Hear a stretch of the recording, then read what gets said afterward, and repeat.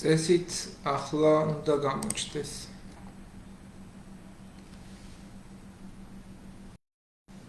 არა, მას მაინც აჩვენს.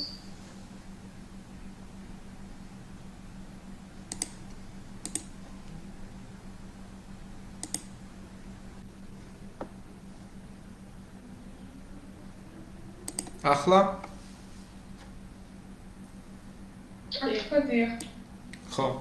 კაი, დავიწყოთ მაშინ თავიდან, რადგან აიდია ეს ყველაფერი ესე მიყვართ. ესე იგი, შუა საუკუნეები არის ერთ-ერთი მთავარი გამყოფი ხაზი ძველ მსოფლიოსა და ახალ მსოფლიოს შუაშია. შუა საუკუნეები მაგით ვქვია პრინციპში, რომ შუაშია ეს ეპოქა და ამ ეპოქამ სრულიად ახალი აღქმა შეცვალა მაშინდელი პოლიტიკური, სოციალური, კულტურული აზროვნების, რაც კი ზოგადად არსებობდა და შეიძლება ითქვას, სულ სხვანაირი ეპოქა ხასიათი მიიღო, რაც არ არსებობდა ზოგადად თუნდაც მონათხრებულ წყობაში.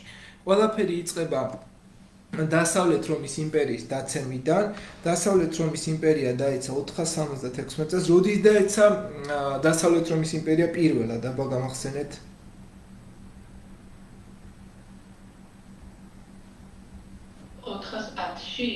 410 წელი, კი ბატონო. და 410 წლიდან ფაქტობრივად რომის იმპერია იყო იწყება ფაქტობრივად მე-4 საუკუნიდან, მე-4 საუკუნის შუახანებიდან კრიზისში შედის რომის იმპერია, 400 წელს რომის პირველი დაცემა მოხდა და ამ რომის იმპერიის დაცემის შედეგად ჩვენ მივიღეთ დასავლეთ რომის იმპერიის ესეთი რაღაცა არსებობის გადამწყვეტი ეტაპები, ხო?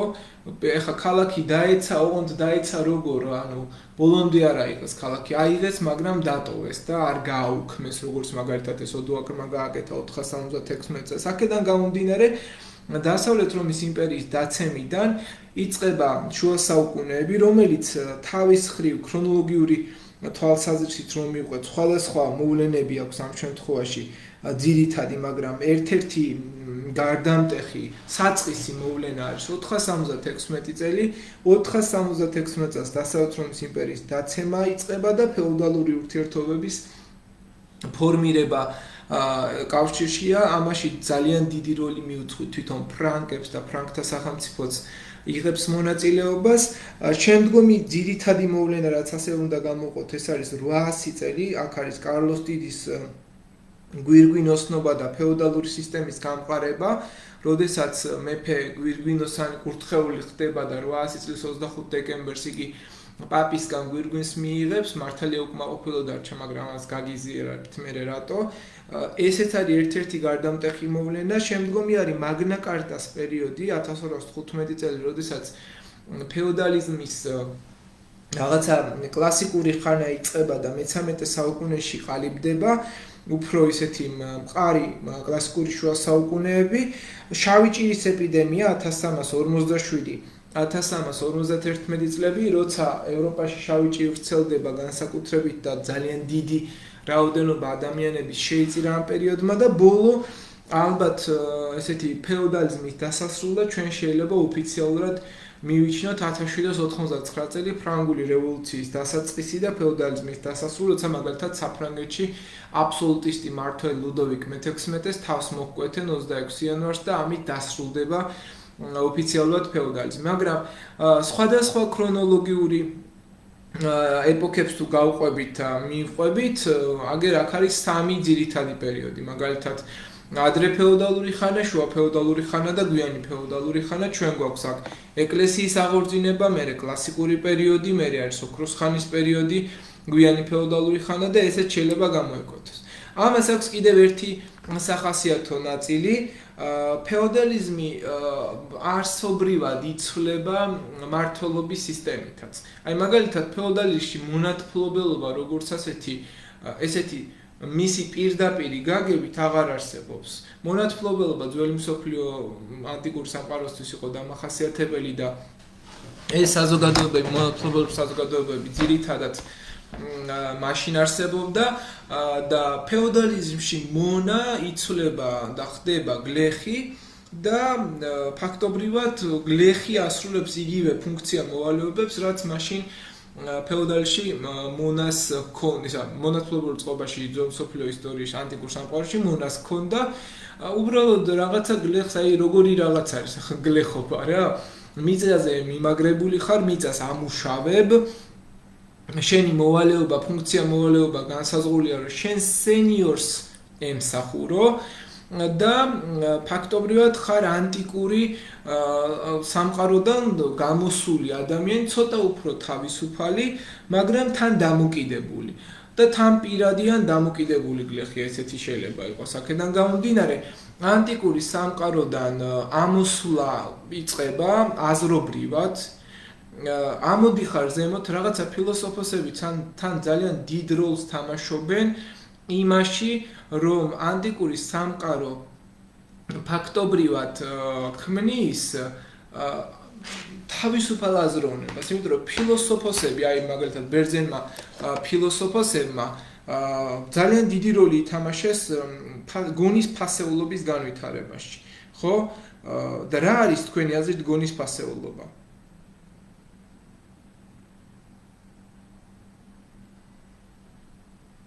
რას ფიქრობთ? რა იგულისხმება გონის ფასეულობაში?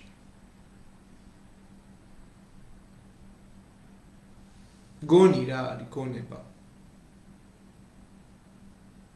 ჩემი ხმა გესმით?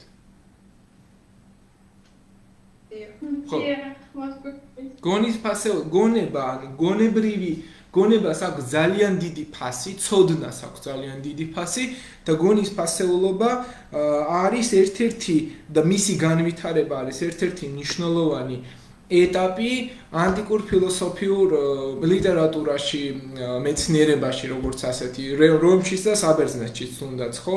და როგორც კი მივედით მე-5 საუკუნემდე, ეს გონის ფასეულობა კნინდება, ჩამოვდივართ ბნელეთის ეპოქა იწყება, როგორც ასეთი, მაგრამ ზოგიერთი ისტორიკოსი არ აფასებთ თლად ბოლომდე, რომ ეს არ არის მაინც ბნელეთის ხანა, მაგრამ თავისი არსით, რომ ეს გონის ფასეულობა, როგორც ასეთი, იკარგება აზროვნების ის მატერიალურად აზროვნების ის მატერიალური შედეგი, რაც ადამიანმა დადო სააზროვნო სფეროში, ლიტერატურაში, თუნდაც ფილოსოფიაში, რა სიღრმეებზეც ჩადიოდნენ ძველი ბერძენი და რომაელი ისტორიკოსები, ხო? ეს თითქოს შუა საუკუნეებში აღარ არსებობს და რაღაცნაირად იკარგება და ეს ქვემოთ და ქვემოთ მოდის აზროვნება და ფაქტობრივად ჩვენ მივდივართ რაღაცა უკიდეგანო მორჩილებამდე და ფანატიზმამდე, რომელმაც შემდგომ საუკუნეებში სხვადასხვა სარჩული მიიღო ეკლესიაში განსაკუთრებით. და ეს ყველაფერი მე-15 საუკუნემდე გრძელდება აქტიურად, მანამ სანამ ფეოდალური და ფეოდალიზმის მთავარი ფუნდამენტი საყრდენი იყო ეკლესია, კერძო დასავლეთ რომის იმპერიის დაცემის შემდეგ ეს ადამიანი ვინ იყო, ვისზე დაეყრდნო, მე ვარ რომი და მე ვიქნები რომი, სანამ იქნება ეს ინსტიტუცია ცოცხალი, ვისია საუბარი, ეს არის რომის პაპი, ხო? რომის პაპი გახდა საყრდენი აი ამ სისტემისა. ეს სისტემა ფეოდალური ბნელი აზროვნება ყველანაირი გაგებით თითქმის დაეყრდნო რომის პაპს, მე-16 საუკუნეში მივიდა პიკზე ინდულგენციები და ინდულგენცია რას ნიშნავს?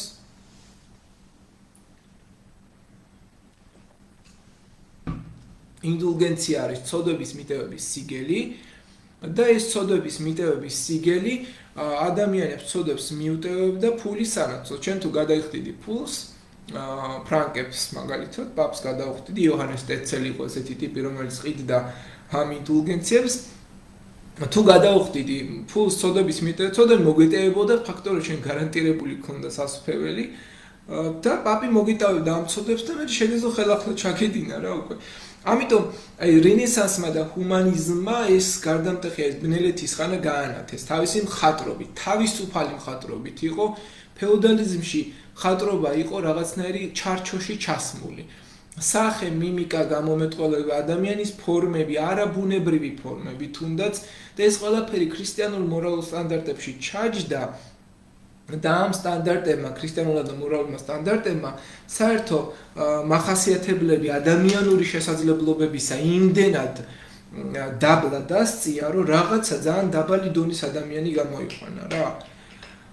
ესეთი ანეკდოტი არსებობს, აი აზროვნების იმაზე რომ შევადო, პაპი მიდის ქუჩაში და ხვდება ძალიან ლამაზი ქალი. და ეუბნება იმას, რას გავხარო? წადიო ეხლა და სასწრაფოდ გალამაზდიო. და ეს ეხლა ქალიც რაღაცა შეშფოთდება, ძალიან ლამაზი ქალი. და წავა ეს ქალი მართლა და გალამაზდება და მეორე დღეს შეხვდება პაპი და გალამაზებული ქალი შეხვდება უკვე და აი ეხა კი ღვთისათნოდ გამოიყურებიო და მახინჯია, სახე დაიმახინჯა, დაიხოკა სახე რაღაცა დაისერა პომადა და ეს რაც პომადანუ რაც პარფიუმერია რაც იყო მაშინ ყველაფერი ჩამოიდა რაღაც მახინჯი არც გახდა და აი ეხა კი ლამაზად გამოიყურები და ანუ აქ იდეა არის ცოდვაზე ეს რა არის ამისი კონტექსტი და შინაარსი რომ პაპი ამახვილებს ადამიანურ ცოდვებზე ეს და მორალური ეს არის პროვიდენციალისტური აზროვნების ფორმა აქ ჩამოყალიბებული პროვიდენციალიზმი არის აზროვნების ესეთი ფორმა როცა ჩვენ ფაქტობრივად ღმერთის კანონებზე ვართ დაყრდნობილი და უფრო განვავრცო რა არის პროვიდენციალიზმი შეიძლება მიუყვეთ ამის კონტექსტს და პროვიდენციალიზმში უფრო ზუსტად ალბათ იგულისხმება ის რომ ადამიანი ქმნის ასე ვთქვათ წინასწარი განზრახვა, განგება ეს რაღაცა ციკლი, ისტორიული ფილოსოფიური კონცეფცია, რომელიც აერთიანებს ორ ძირითად იდეას და ამ ორ ძირითად იდეაში ალბათ იგულისხმება ისტორიის განვითარება, რომელიც განისაზღვრება ღვთის განგებით და ნებასურვილით, რომ არაფერი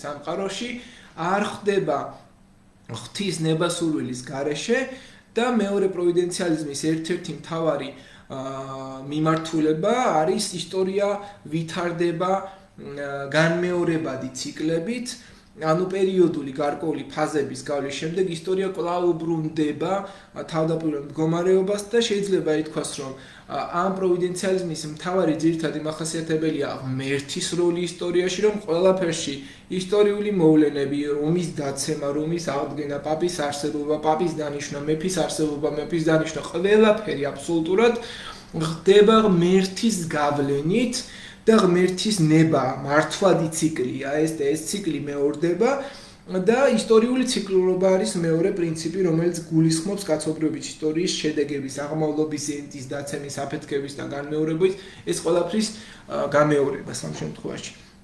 და განსაკუთრებულად ცნობილი პროვიდენციალისტი თეორეტიკოსები იყვნენ ავგუსტინე მოციქული, რომელიც გახსოვთ თავის ნაშრომში ზეციური ქალაქი ღვთის ქალაქს წერს დე ცივიტატე თუ რაღაც ეგეთი ქვია დე ცივიტატე დე რომელშიც რომს აჩენს როგორ ქალაქადო რას ამბობს ნეტარი ავგუსტინე რომი როგორი ქალაქიაო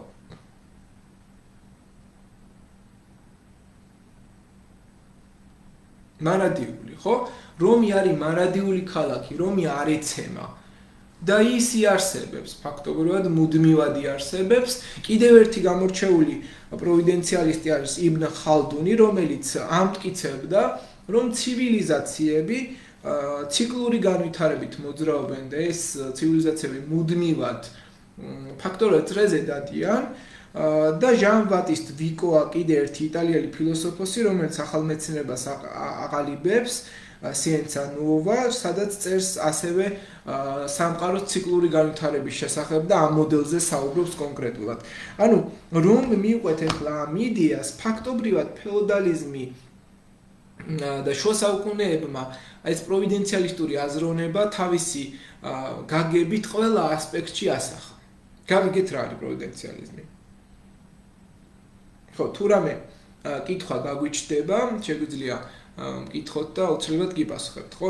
ანუ გამოვიდა რომ პროვიდენციალისტურმა აზროვნებმა შეცვალა ადამიანური აზროვნება, იმიტომ რომ ეხლა წარმოიდგინეთ რა ყველაფერი თუ რა ვიცი, ეს რწმენის საკითხია, მისტიციზმია ეს და ჩვენ შეგვიძლია ამას მივყვეთ და ვთქვათ რომ მართლაც ყველაფერი ღმერთისნებით ხდება, აქ არაფერი მორწმუნესთვის არ არის განსაკუთრებული, ხო? მორწმუნე იტყვის რომ რა ვიცი, თუ გავიარე და მაგალითად გამხმარ ხეზე გავიარე მაგალითად და ვიცოდი რომ გამხმარ იყო და ჩამიტყდა და ეს ღმერთის ნებაა. მაგასაც დააბრალებს ღმერთს. ეს ძალიან აბსურდული რეალობაა ხშირ შემთხვევაში, იმიტომ რომ ძალიან მარტივ რაღაცა წყალზე გავივლი და თუ დავიხრჩე და ხელები არ გავატოკე, ეს ღმერთის ნებაა. ანუ დაახლოებით ესეთ აბსურდულ რეალობასთან მივდივართ ჩვენ ფაქტობრივად პროვიდენციალისტური აზროვნებით და გამოდის რომ ფეოდალიზმი ეს არის ბნელეთი რა. აქ არის უკვე ბნელეთი, თორე განვითარებაც იყო, ასწლიანი ომი იყო, ასწლიან ომში აგერ აბჯარი განავითარეს, დენთი გამოიგონეს, კატაპულტი, ლოცვა-ტყორცნი, რა ვიცი, 1000 რაღაცა განვითარდა, ბევრად უფრო წინ წავიდა, მაგრამ რაღაცნაირად აზროვნების ფორმა ქვემოთ და ქვემოთ ჩამოდის უფრო და ჩვენ მივიღეთ ამიტომ დავარქვით ამ ყველაფერს ესეთი აზროვნების რაღაცა ბნელეთის აზროვნება, ხო?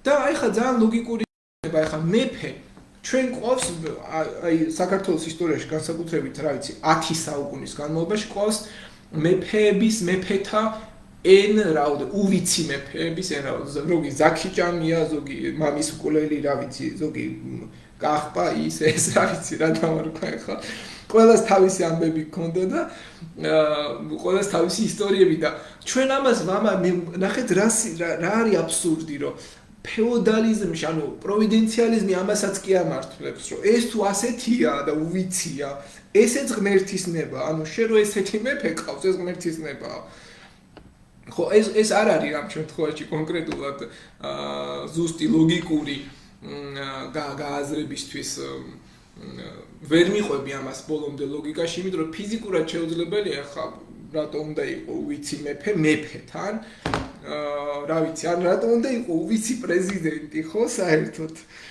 რატოა ეს ხო ღმერთის ნება არ არის, ეს ხო არის ძალიან ლოგიკური მოცემულობა, რომ შენ უბრალოდ ხარ ისეთი როგორიც ხარ და ასეთი ღმერთის ნებით კი არ ხარ, მაგალითად ვიღაცა ბიძინა ივანიშვილის ნებით, მაგალითად, რა ვიცი.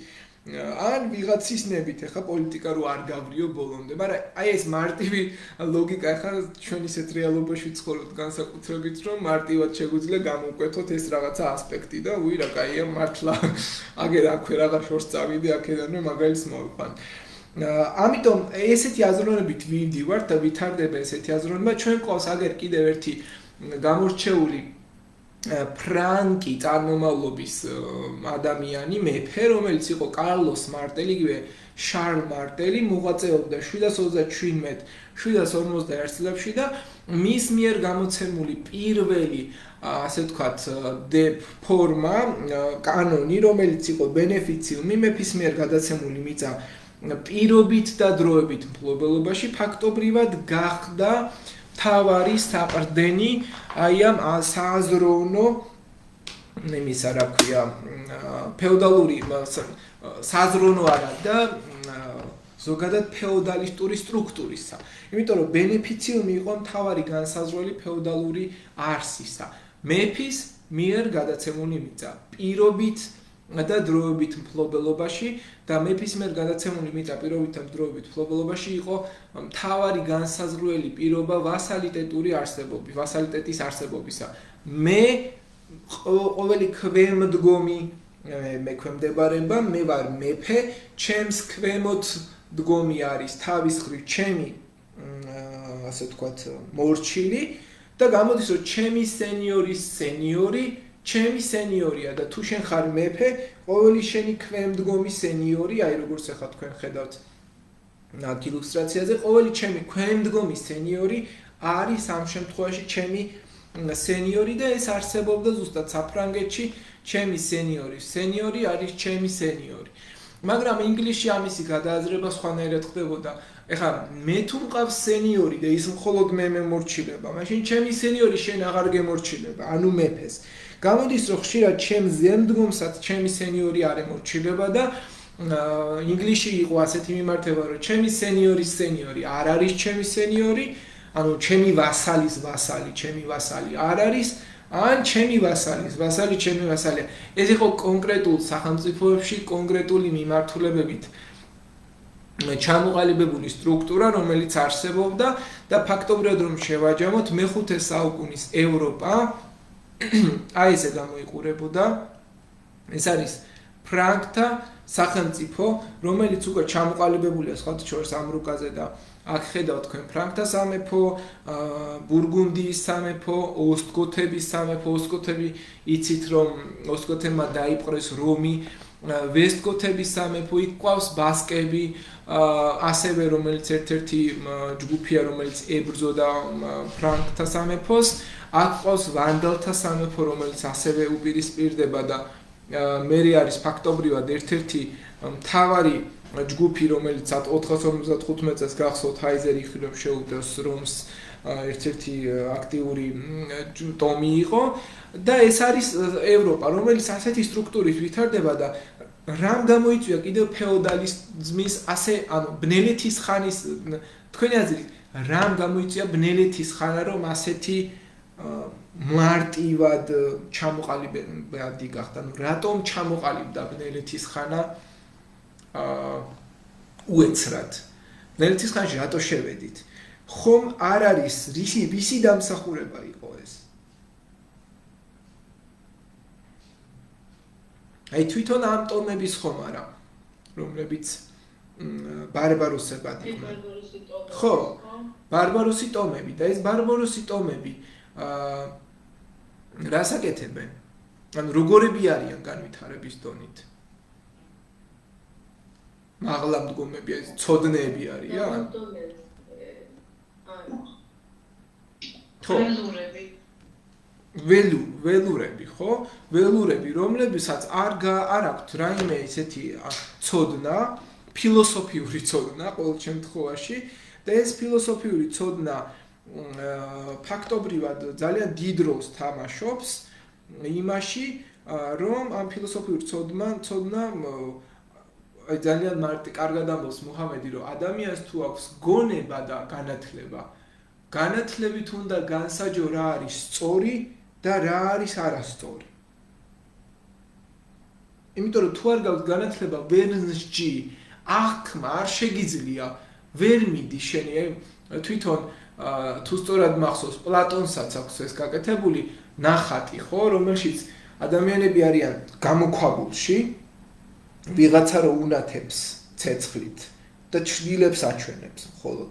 ესენი ხედავ გამოქვაბულში ვიღაც უკნიდან უნათებს ცეცხლზე რაღაცა სიმბოლოებს და უკან კედელზე ცეცხლია მინათებული და რეალურად პლატონისეული ხედვით თუ სწორად მახსოვს ეს პლატონს ეხება, რომ ეტაპებია საფეხურებრივ ადამიანი რაც უფრო მეტ ცოდნას შეიმეცნებს, უფრო მაღლა ადის აზროვნებით, უფრო მაღლა და წინ მიდის. შესაბამისად ეს ქმნის აზროვნების ისეთ ფორმას, რომ მაღლა მზე არის თან და მზე არის თავისუფლება.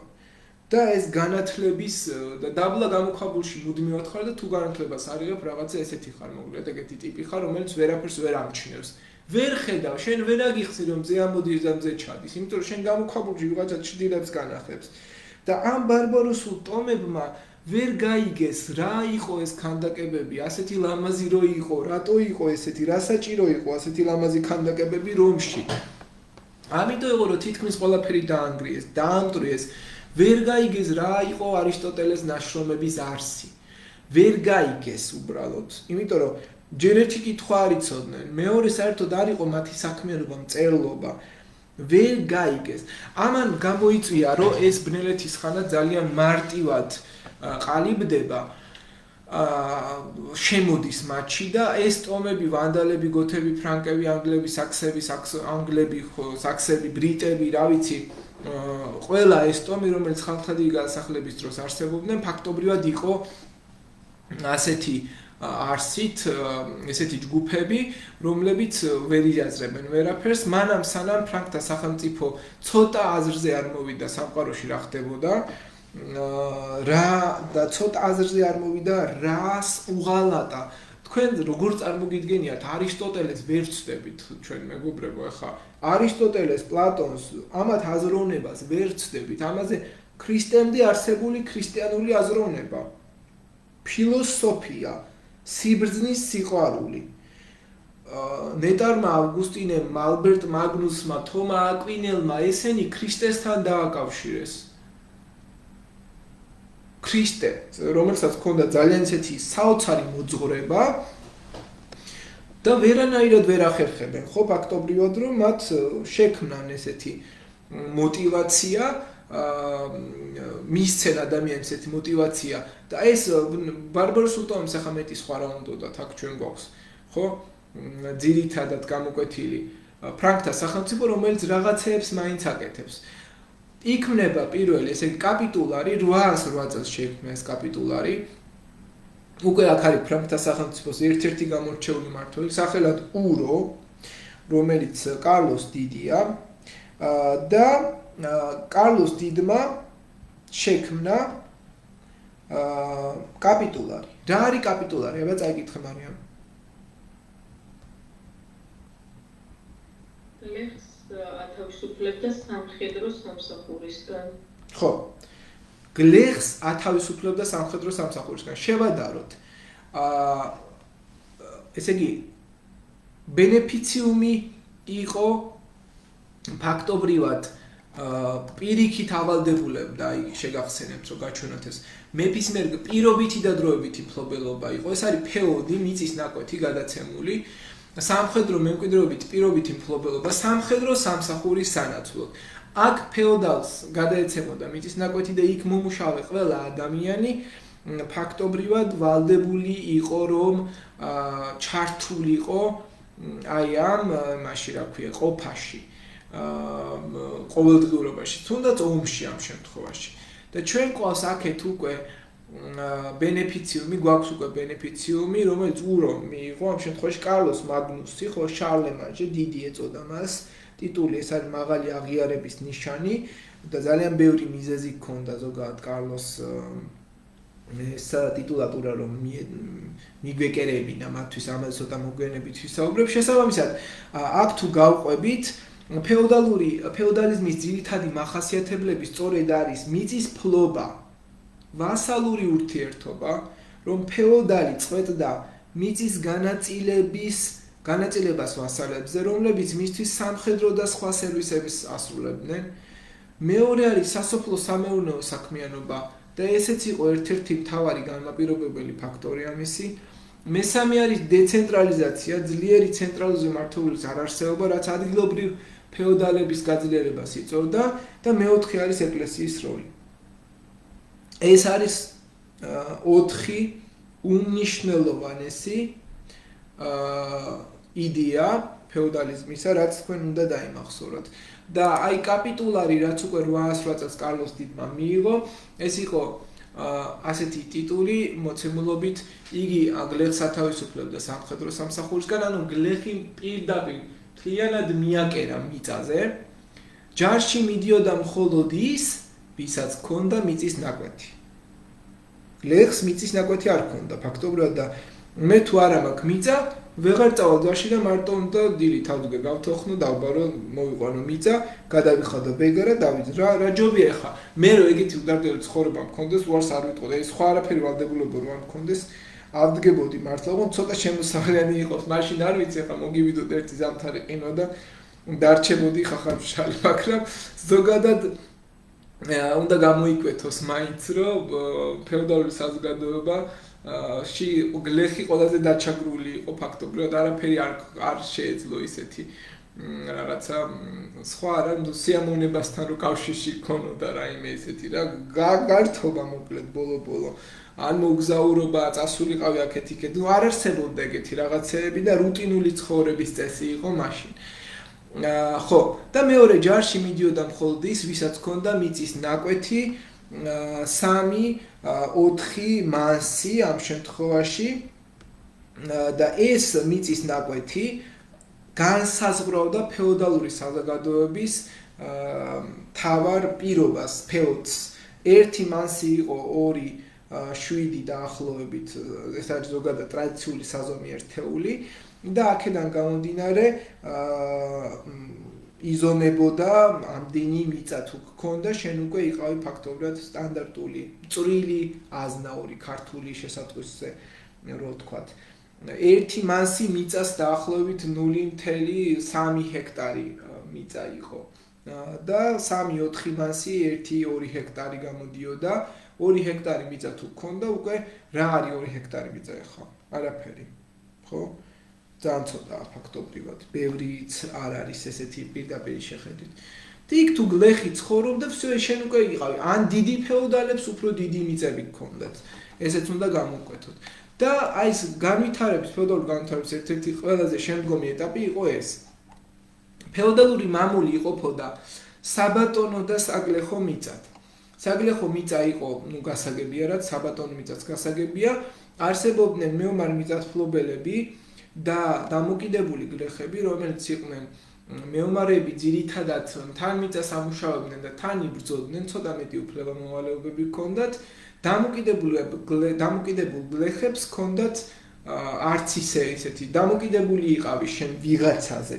ის რასაც გეტყოდა, იმას აკეთებდი და ერთ-ერთი ყველაზე მთავარი ჯგუფი, რა თქმა უნდა, სასულიერო წოდება იყო. სასულიერო წოდებას სათავეში ედგა ვინ თუ არა რომის პაპი, აქვე ყავს ჩვენ არქიეპისკოპოსი, მერე მოდიოდა ეპისკოპოსი, მერე მოდიოდა მღვდელი, მერე მოდიოდა დიაკვანი ამ შემთხვევაში და ფაქტობრივად ესე მივყვებით და ჩვენ ჩავდივართ უკვე სადამდე ბოლო იერარქიულ წოდება ბერამდე, მორჩილამდე ფაქტობრივად და ეს არის ძირითადად ის რაც ჩვენ უნდა გავიაზროთ და გავითვალისწინოთ, იმიტომ რომ ეს სტრუქტურა, იერარქია დამახასიათებელი იყო ფეოდალიზმისთვის ყველაზე მეტად და ყველაზე დიდი უფლებამოსილება, ძალაუფლება მართლა ჰქონდა რომის პაპს. რომის პაპი იყო რაღაცა ფენომენალური მოვლენა. ერთი იმიტომ რომ ძალიან მიყვარს ეს საზოგადოება. რატომ მიყვარს მაინც და მაინც არა, იმიტომ რომ ეს რაღაცა სასულიერო თვითონ რა ისეთი რაღაც უჭირავთ ხელში, რომელიც სამყაროში არავის არ უჭირავს. ეს არის რა? რა ქვია ამ სიტყვას? ლეგიტიმაცია. ლეგიტიმურობის ხარისხი ქონდათ, ანუ ამათ ქონდათ ლეგიტიმურობა. მეფე იყავი შენ, გაკურთხებ მეფე ხარ. მე გაკურთხებ შენ, მე გადგავ გვირგვინს. მე გეუბნები რომ შენ ღვთივკურთხეული მეფე ხარ. და რა ვიცი, მოკლედ ეს გეუბნებოდა რომ ჩააბარე გამოცდა, არ ჩააბარე გამოცდა. იმისი მერთისჩეული ხარ, არ ხარ მერთისჩეული. და მას ქონდა რა გინდა, აი თან ეს არის ყოველდღიურობას ეხება, იმიტომ რომ სულიერება როგორც კი ადამიანმა ეს შეიმეცნა რწმენის იდეა რაც იყო გარდაცვლილი სულთა ურთიერთობების კვალ და კვალ წარსულ საზოგადოებას თუ გავყვებით პირო ყოფილს, ხო? იქედან მოყოლებული სასულიერო წოდება თავისი, რა ვიცი, ალქაჯებით დაწყებული და იმებით დამთავრებული ამ შემთხვევაში, რა ვიცი, რომ გავყვეთ ახლა ქურუმებს, ხო, ქურუმთა საზოგადოებას გაიხსენეთ ეგვიპტე, შუმერი, რა ვიცი, ნებისმიერ სახელმწიფო გაიხსენეთ, როგორი გავლენა ქონდა, აი, ჩვეულებრივი მღვდელი აიღეთ, მღვდელს როგორი ძალაუფლების განცდა აქვს, ადამიანს ყველაზე მეტად კიდევ მოსწონს ეს ეგოიზმის, იმიტომ რომ სასულიერო წოდებას სამწუხაროდ ხშირ შემთხვევაში ყველაზე მეტად უკმაყოფილებენ ხოლმე ეგოიზმს, იმიტომ რომ ეს არის ძალაუფლების განცდა, შენ ბრძანებებს გასცემ, ძალიან უხეშად გაგებით და შენ გეუბნება ვიღაცა, შენ ღმერთისგან კურთხეული ხარ, არ ხარ ღმერთისგან კურთხეული და ამა თუ იმ მოვლენის ფაქტის ქმედების კურთხება შეგიძლია წარმოიდგინე შენ და ეს წოდება ცხადია ძალიან დიდ გავლენას მოახდენდა რომის ეკლესია ზოგადად სხვა საზოგადოებაზე, აი ღვთისმსახურება იყო, რომელიც ლათინურ ენაზე აღევლინებოდა, არისტოკრატიული ოჯახის უმცროსი შვილები, ყოველი მეორე მესამე შვილი თითქმის აქ იყო ძირითადად მეფეები და ბარონები არსებდნენ ეკლესია მონასტრებს, მე ისინი გარდაცვალებისას აქვე იკრძალებოდნენ, წყალობას მეფეებისა და ბარონების გარდა რაინდების განცხებულობდნენ, ისინი მონასტრებს იცავდნენ და მოკლედ მთელი სისტემა იყო და ეხლა ლოცვას რაღა უნდა ლადექი და ილოცე რა, მაგას კი უნდა ცოტა დისციპლინა ლოცვასაც, მაგრამ ყოველ შემთხვევაში მარტივია იმ ყველა საქმიდან ფიზიკური შრომა თუ ასე შემდეგ თუ არ გაქვს და ყავს მორჩილი საზოგადოება მით უმეტეს მონასტერში და ერთი ეს მონასტრული ცხოვრება არ არის მარტივი, მაგრამ არის ყველაზე რაღაცა საინტერესო ამ მოცემულობით. და აქედან გამომდინარე დადგინდა სამი წოდება, ეს არის ღვთის მიერ დადგენილი სამი წოდება, სამი საზოგადოებრივი წოდება, ეს არის სასულიერო ფენა, ფეოდალური ფენა და გლეხობა. შენ ილოცე, შენ დაიცავი, შენ იშრომე. და ძალიან ლოგიკურია. ლოცულობ და ეს გადაედო ყველა ფენას, ყველას. და მე წავიკითხავთ ჩვენ წყაროებს, შევადარებთ ჩვენ არისტოკრატი ქალი და არისტოკრატი კი არა და გლეხი ქალი. როგორ განსხვავდება? დილით ლოცულობ, მერე ვახშა, მერე საუზმე, მერე გასეირნება, მერე სადილი, მერე ლოცვა, მერე ვახშანი, მერე გართობა, აი ესეთი ცხოვრების წესია და გლეხი ქალი. დილით ადრე ავდგე ბავშვს დაურეცხო, ის წავიდე იქ, ნუ მოკლედ, აი წავიკითხავთ ამას და ვნახავთ რამდენად ისეთი საინტერესო ის არის შედარებისთვის.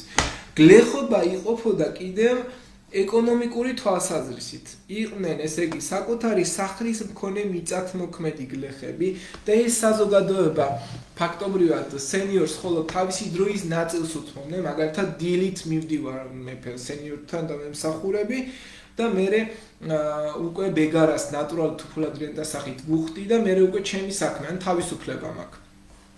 საკუთარი სახლი მაქვს, რა ბოლო შემოვალ და დავჯდები და ვაშლი შევჭამ. არავინ არ დამიშლის და არავის არ დავეკითხები ვჭამო თუ არა. აქეთ ყავს ბატონის კარზე მცხოვრები მსახურები, რომლებიც უშუალოდ ემსახურებოდნენ ფეოდალებს და ფაქტობრივად ისინი სრულად ცხოვრობდნენ იქ, იღვიძებდნენ მათთან ერთად, იძინებდნენ მათთან ერთად, დააძინებდნენ, იავნადას უმღერებდნენ, გაიღვიძებდნენ ფაქტობრივად და ყველანაირად ემსახურებოდნენ.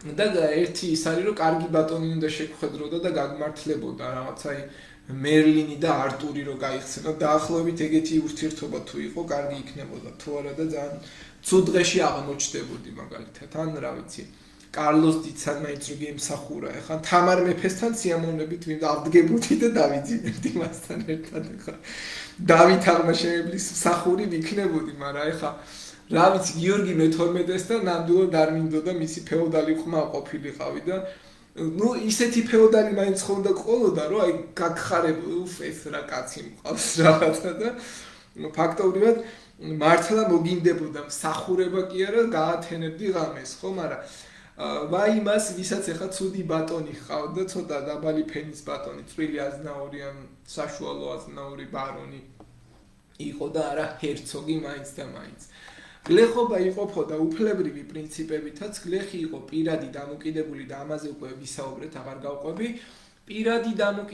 პირადად დამოკიდებული გლეხებს საფრანგეთში ეწოდებოდა ცერვები, ინგლისში ეწოდებოდა თვილანები და ეს კიდე მეორე აი ბნელეთის მახასიათებლის კიდევ ერთი უგუნურება, ეხლა როგორ შეიძლება აი ამას ლოგიკურად ვერ ფიქრობდე, რომ შენ უნდა ბატონის უნებართოთ არ შეგეძლო მიწის გაყიდვა. და ამას გარდა სენიორი მის მიმართ, ანუ მე თუ მყავდა სენიორი და ვიყავი გლეხი, ჩემი მიმართ სენიორი მკვდარი ხელისუფლებით სარგებლობდა. ანუ გარდაცვლილი გლეხის საუკეთესო საქონელს და ტანსაცმელს ჯერ თვითონ მიისაკუთრებდა. თუ რამე მომეწონე მკვდარი ხო ვარ, მე მკვდარიც კი ვეკუთვნი რა სენიორს და რამე თუ მოეწონებოდა ჩემში წამართმევდა და წაიღებდა და მე რაც დამრჩებოდა ჩემს მემკვიდრეობას უკვე ნამდვილ მემკვიდრეებს გაუნაწილებდა. აი ესეც ერთ-ერთი ყველაზე უკიდურესი მდგომარეობა იყო ფაქტობრივად ეს მონათულებული წყობის დონემდე შეიძლება ჩვენ ჩავიდეთ და დავიდეთ, მაგრამ ყოველ შემთხვევაში ეს იყო კიდევ ერთი საინტერესო ის არის რომ გლეხს თუ ყავდა ქალიშვილი ან ვაჟიშვილი ვერც ერთს ვერ გაათხოვდა და ვერ დააქორწინებდა თუ პირველი ღამის უფლებას არ გამოისყიდით და მოკლედ და ქალიშვილი აუცილებლად უნდა წასულიყო მის სენიორთან პირველი ღამის უფლებით ესარგებლა თავის სენიორს ვაჟიშვილსაც ალბათ რა ვიცი გააჩნია ხა ქალბატონები თუ მოინდომებდნენ და მიყვებოდნენ ამასაც ალბათ გაყვებოდა ხო ესეც იყო ერთ-ერთი უკიდურესობა ფაქტობრივად რაც არსებობდა გლეხების დამოკიდებულება ლინდებოდა სენიორალური სასამართლოსადმი მორჩილებასა და ბანალიტეტში სენიორი იყო არა მარტო და იგი არა მარტო რენტას იღებდა გლეხებისგან, არამედ ასამართლებდა კიდეც მას და ეს სასამართლოები არც უსმენდნენ საკუთარ ბატონზე მომჩივან გლეხებს და ფაქტობრივად არაფერს არც აინტერესებდათ და ამას ყველაფერს ცხადია მოჰყვებოდა ხოლმე სასჯელის სახეები, დაჯარიმება, სიკვდილით დასჯა, გაროზგვა, მუშტიცემა, თავის და ხელების კეიმავში გაყოფინება დაკეტვა ფაქტობრივად და იმ გალიებში ჩასვავდნენ ხოლმე კოცონზე დაწვა ჩამოხრჩობა თავის მოჭრა ეკლიან სკამზე დასმა რა ვიცი ენის მოჭრა და კიდე რა ჩამოთვალო რა ძალიან მწარე წამების მეთოდები იყვნენ განსაკუთრებით შუა საუკუნეებში სხვების მიმართ და ვინ იყვნენ ეს სხვები ამაზე აუცილებლად ვისაუბრებ კიდევ ერთი ჯგუფი რომელიც საინტერესო ჯგუფი იყო ეს არის რაინდთა საზოგადოება რაინდის ქართული მნიშვნელობა სულხან-საბას ლექსიკონის მიხედვით არის ცხენის გამწვრთნელი კაცი სიტყვა სიტყვით რაინდი ევროპაში მაინც ცხენოსანი იყო მოკლედ ევროპაში წარჩინებული წრიდან წარმოიშვა რაინდთა წოდება რაინდი წარმოადგენდა კეთილშობილ მეომართა საზოგადოებას რომლისთვისაც უპირველესი იყო ღვთისამსახური და ღირსების დაცვა რაინდი ეს იყო შეიარაღებული მხედარი წარჩინებული წარმოშობის ან წარჩინებული სამსახურში მყოფი და მათი მთავარი საქმიანობა და შემოსავლის წყარო იყო ომი. რაინდი ბრძოლობდა. ხო, ეს იყო ერთ-ერთი გამოსაკვეთი დეტალი. ბარონი იყო ერთ-ერთი ყველაზე დაბალი არისტოკრატიული წოდება. ფეოდალურ სახელმწიფოში და სიტყვა ბარონი ძველი ფრანკულიდანაა მიღებული და ბაროდან მოდის, რაც ნიშნავს კაცს. სახურს ჯარისკაცს მოქირავნეს ამ შემთხვევაში ასევე შუა საუკუნეებში ბარონის ტიტული დამკვიდრებული იყო საფრანგეთში იცი რა ჩემი კამერა ხედავთ ხომ ჩამოვარ თუ არა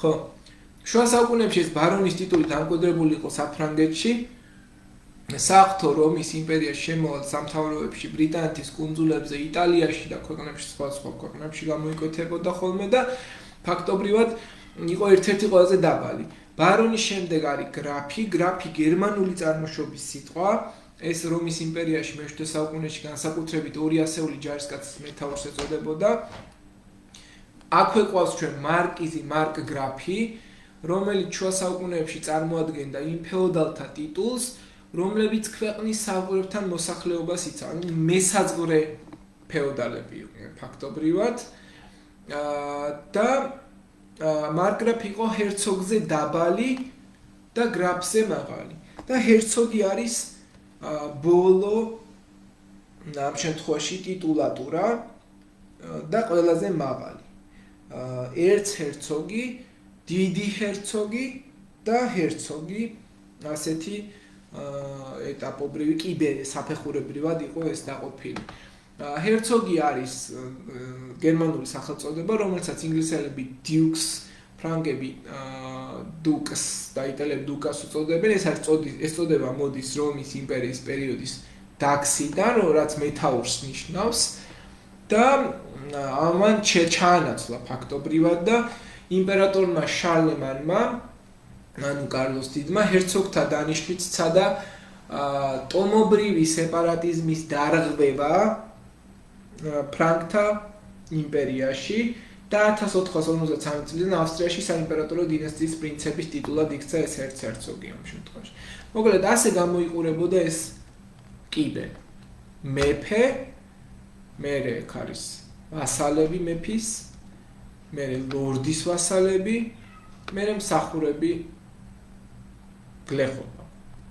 ეს არის ბატონის სახლი, მენორ, გვაქვს ჩვენ კიდევ სხვადასხვა სახის შენობა ნაგებობები, რომლებიც სოფლისთვის გამოიყენებოდა ძირითადად და აქ გვაქვს Code of ეს არის რაინდების კოდექსი, რომელიც რაინდს ყავდა სამი ბატონი, ეს არის ღმერთი, ფეოდალი და ქალბატონი, რომელსაც იგი ემსახურებოდა და აქ არის 17-18 ძალიან ბევრი კანონი მოკლედ, რომელიც ჩვენ შეიძლება გავიაზროთ და მივყვეთ. ახლა ამებს აღარ გავყვები. ეხლა გადავიდეთ, სანამ ფრანკებზე გადავალთ, უფრო ცოტა დეტალური ანალიზი გავაკეთოთ. ფეოდალური ის რა ქვია საზოგადოების. ნუ როგორ შეიქმნა ფეოდალიზმი, რანაირად შეიქმნა, ამებზე ვისაუბრეთ. მაგრამ წავიკითხე, მარკ ბლოკი, ფრანგი ისტორიკოსი, რას ამბობს? აბა გისმენ მარიამ წაიკითხე.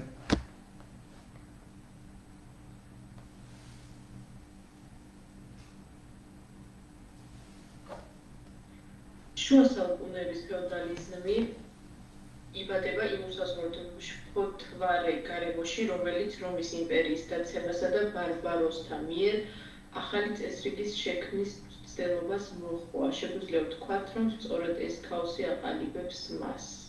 ხო, ანუ ფაქტობრივად ეს არის მთავარი განსაზღვრელი ბარბაროსთა მიერ ახალი წესრიგის შექმნის მცდელობა. აი ესეთი გამოვიდა. ახლა მეტი როგორი უნდა შეექმნათ, ახლა ამაზე უკეთეს ალბათ ვერ შექმნიდნენ. სახელმწიფო საყრდენი იყო ეკონომიკური, ადმინისტრაციული და სამხედრო საყრდენი. ხო, შესაბამისად აქ არის ვერ იარსებებს როგორმა უნდა იარსებოს სახელმწიფო, უბრალოდ აქ მე აღარ გავყვები ახლა დეტალებს. ესენი უკვე გავიაზრეთ, უბრალოდ წყაროები წავ ფრანგი ისტორიკოსი რას ამბობს შარლ დიუკანჟი მე-17 საუკუნის. Tori აბა წაიკითხე მარიამ სულთულაძე გისმენთ. როდესაც ქვეშევდომი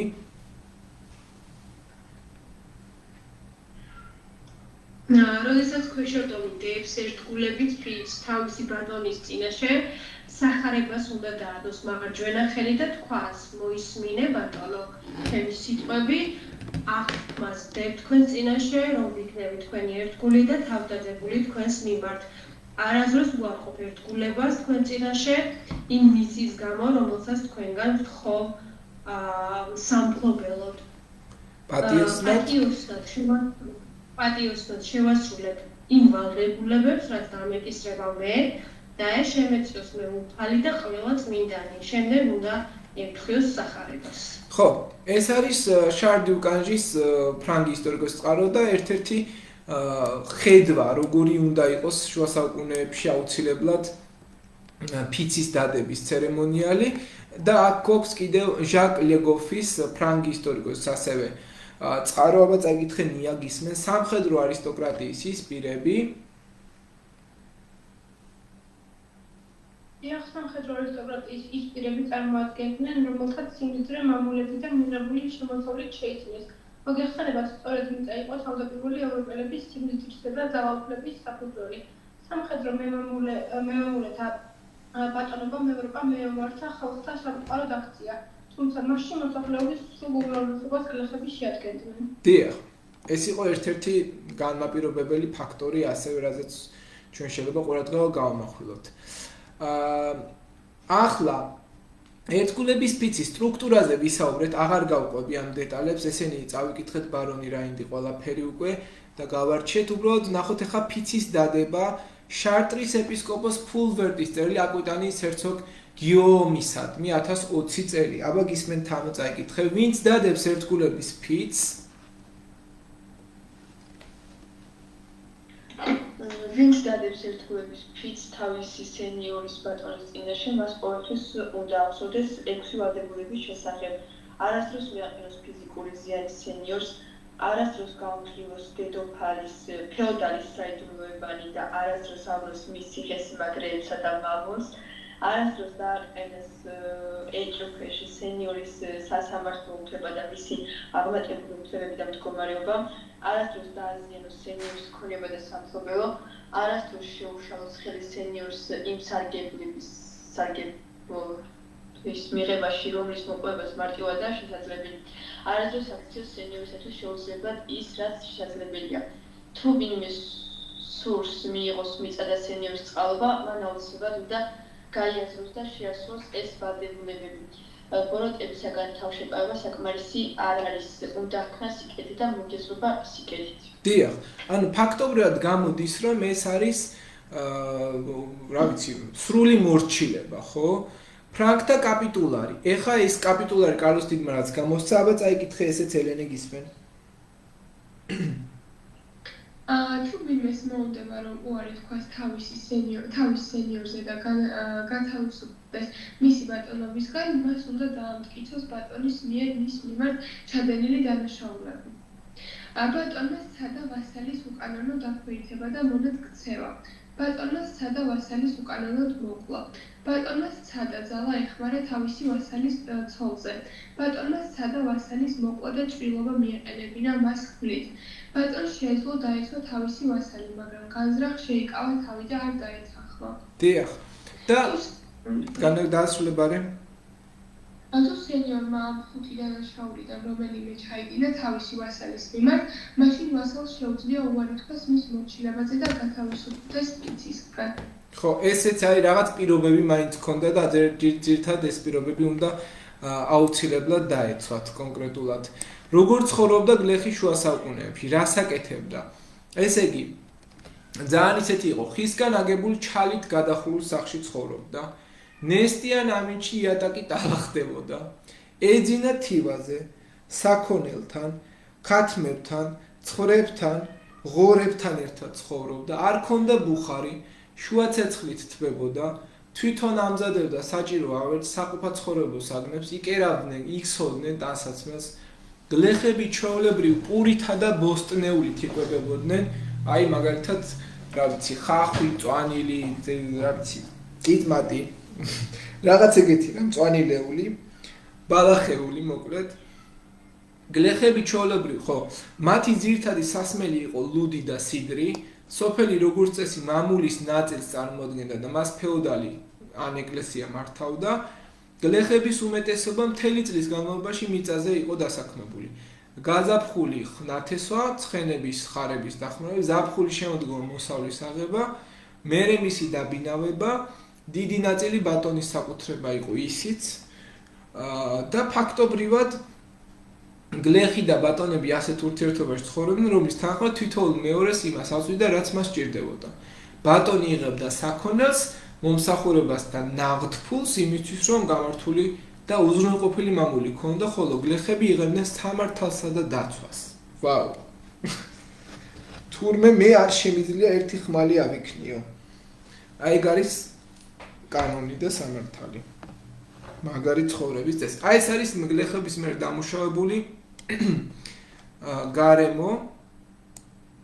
აქ გვაქვს ჩვენ მონაკვეთი ანგლოსაქსური ქრონიკა. აი რა სიგიჟესთან გვაქვს საქმე, წაიკითხეთ უბრალოდ ბატონი რა შეუძლია შენს თანამგზავრებს ახალგაზრდა ესენი მეგუთნეები, მწყემსები, ნაჯახიანი მცველები, მონადირეები, მეთევზეები, ბაზიერები, ვაჭრები, მეტყავები, მემარილეები, ხაზბები არიან. ამბობ რომ მეგუთნე ხარ, რა არის შენი სამუშაო? ჩემო ბატონო, ჩემი საქმე ძალიან რთულია. გამთენიისას ვიღვიძებ, საძოვარზე ვეძებ საქონელს, ვეძებ. ანუ გაშვებული ყავს. მერე რათა უღელში შევაბა და გუთანი გავმართო, ვერც ცუდ ამინჩში და ვერც ზამთარში საწოლში ვერ ჩერდები. ჩემი ბატონი შიშით. როცა ხარობს უღელში შევაბა, როცა ხარებს უღელში შევაბამ და გუთანს გავმართამ, ერთი მინდორი მაინც უნდა მოხნა, ან მეტი. კიდევ რასაკეთებ დღისით? ხარების სადგომი უნდა დავასუფთავო, მათთვის წყალი და თივა მოვიტანო. ამბობ რომ წყემსი ხარ, რა არის შენი სამუშაო? ჩემი სამუშაო რთულია, ჯერ კიდევ ბნელა. როცა ეხა ბნელა და წარმოგიდგენთ არც მაშინ სანათი გაქვს, ესე უნდა ადგეს იბნელეში. როცა ცხარ საძოვარზე მივერეკები, მწყემსა მათ სიცივესა და სიცხეს ჩემს ძაღლებთან ერთად გლებმა რომ არ მოიტაცონ, ვიბრუნებ სადგომში, წველი ორჯერ ვაკეთებ რძესა და კარაქს, ვარ ჩემი ბატონის ერთგული.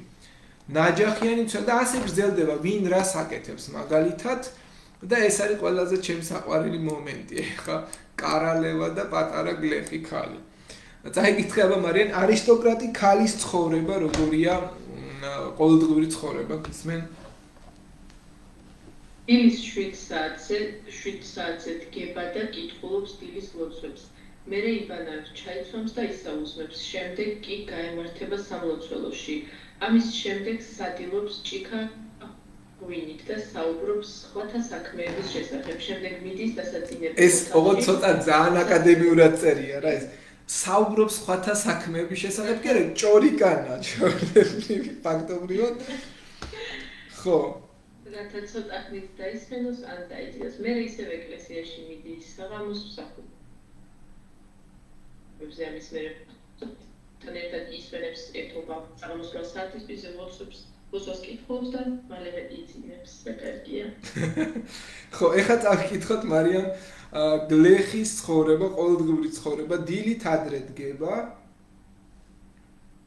დილიდანვე იწყება შრომა, ჯერ ძროხებს მოწველის გავშვებს მინდორში. რძისგან ამზადებს ყველს, კარაქს, ქათმებს, ბატებს აძლევს საკენგს. შემდეგ იწყებს ოჯახის სხვა საქმებს, ამზადებს საუზმეს, ბავშვისთვის და მერე სახლს ალაგებს, რეცხავს ტანსაცმელს, ჭურჭელს, აცხობს პურს, ჩეჩავს მათს და მისგან ამზადებს შალის ძაბს. თელ ეს განმავლობაში თვალყურს ადევნებს საოჯახო საქმეებს. აბა, აი თქვენ კიდე ისტორიის სწავლა გეზარებათ და უნდა დაბადებულიყავით ამ ეპოქაში და მე ნახავდით ისტორიის სწავლა თუ არ ჯობდა ამ ყველაფერს. და ბოლოს მოკლედ მივედით. ოხ, გაგიმართლებდა ალბათ. მივედით რაინდებზე.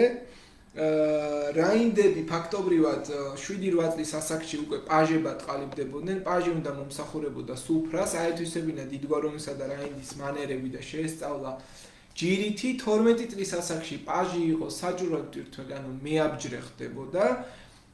და უკვე იგი 20 წლის ასაკში აღწევდა საჭურველ ტვირთველიდან გამოდიოდა რაინდულ ტურნირში და თუ გაიმარჯვებდა, მერე ქალბატონის მსახური ხდებოდა ხოლმე ძირითადად. ეს არის ძირითადი სისტემა, რაზეც უნდა ჩვენ გამოვკვეთოთ რაინდის, ასე ვთქვათ, უფლებები და ცნებები. ყოველდღე ილოცო და მოისმინო წირვა ქრისტეს ნებათა მოსახსენებლად. გაბედულად იბრძოლო სარწმუნოებისთვის და თავი გაასწირო შენერწმენისთვის. დაიცვა წმინდა ეკლესია და მისი მსახურნი ყველასგან, ვინც დაემუქრება მას. დაიცვა ქვრივები, ობლები ყველა გაჭირვებული. არ იომო უსამართლო ომში და არ შეასრულო უკეთური დავალება. იბრძოლო ორთაბრძოლაში უდანაშაულო სახელით და მის გადასარჩენად, დაემორჩილო შენს იმპერატორს და გაუფრთხილდა მის ქონებას, უმწიკლოდ მოიქცე ადამიანთა და ღვთის წინაშე.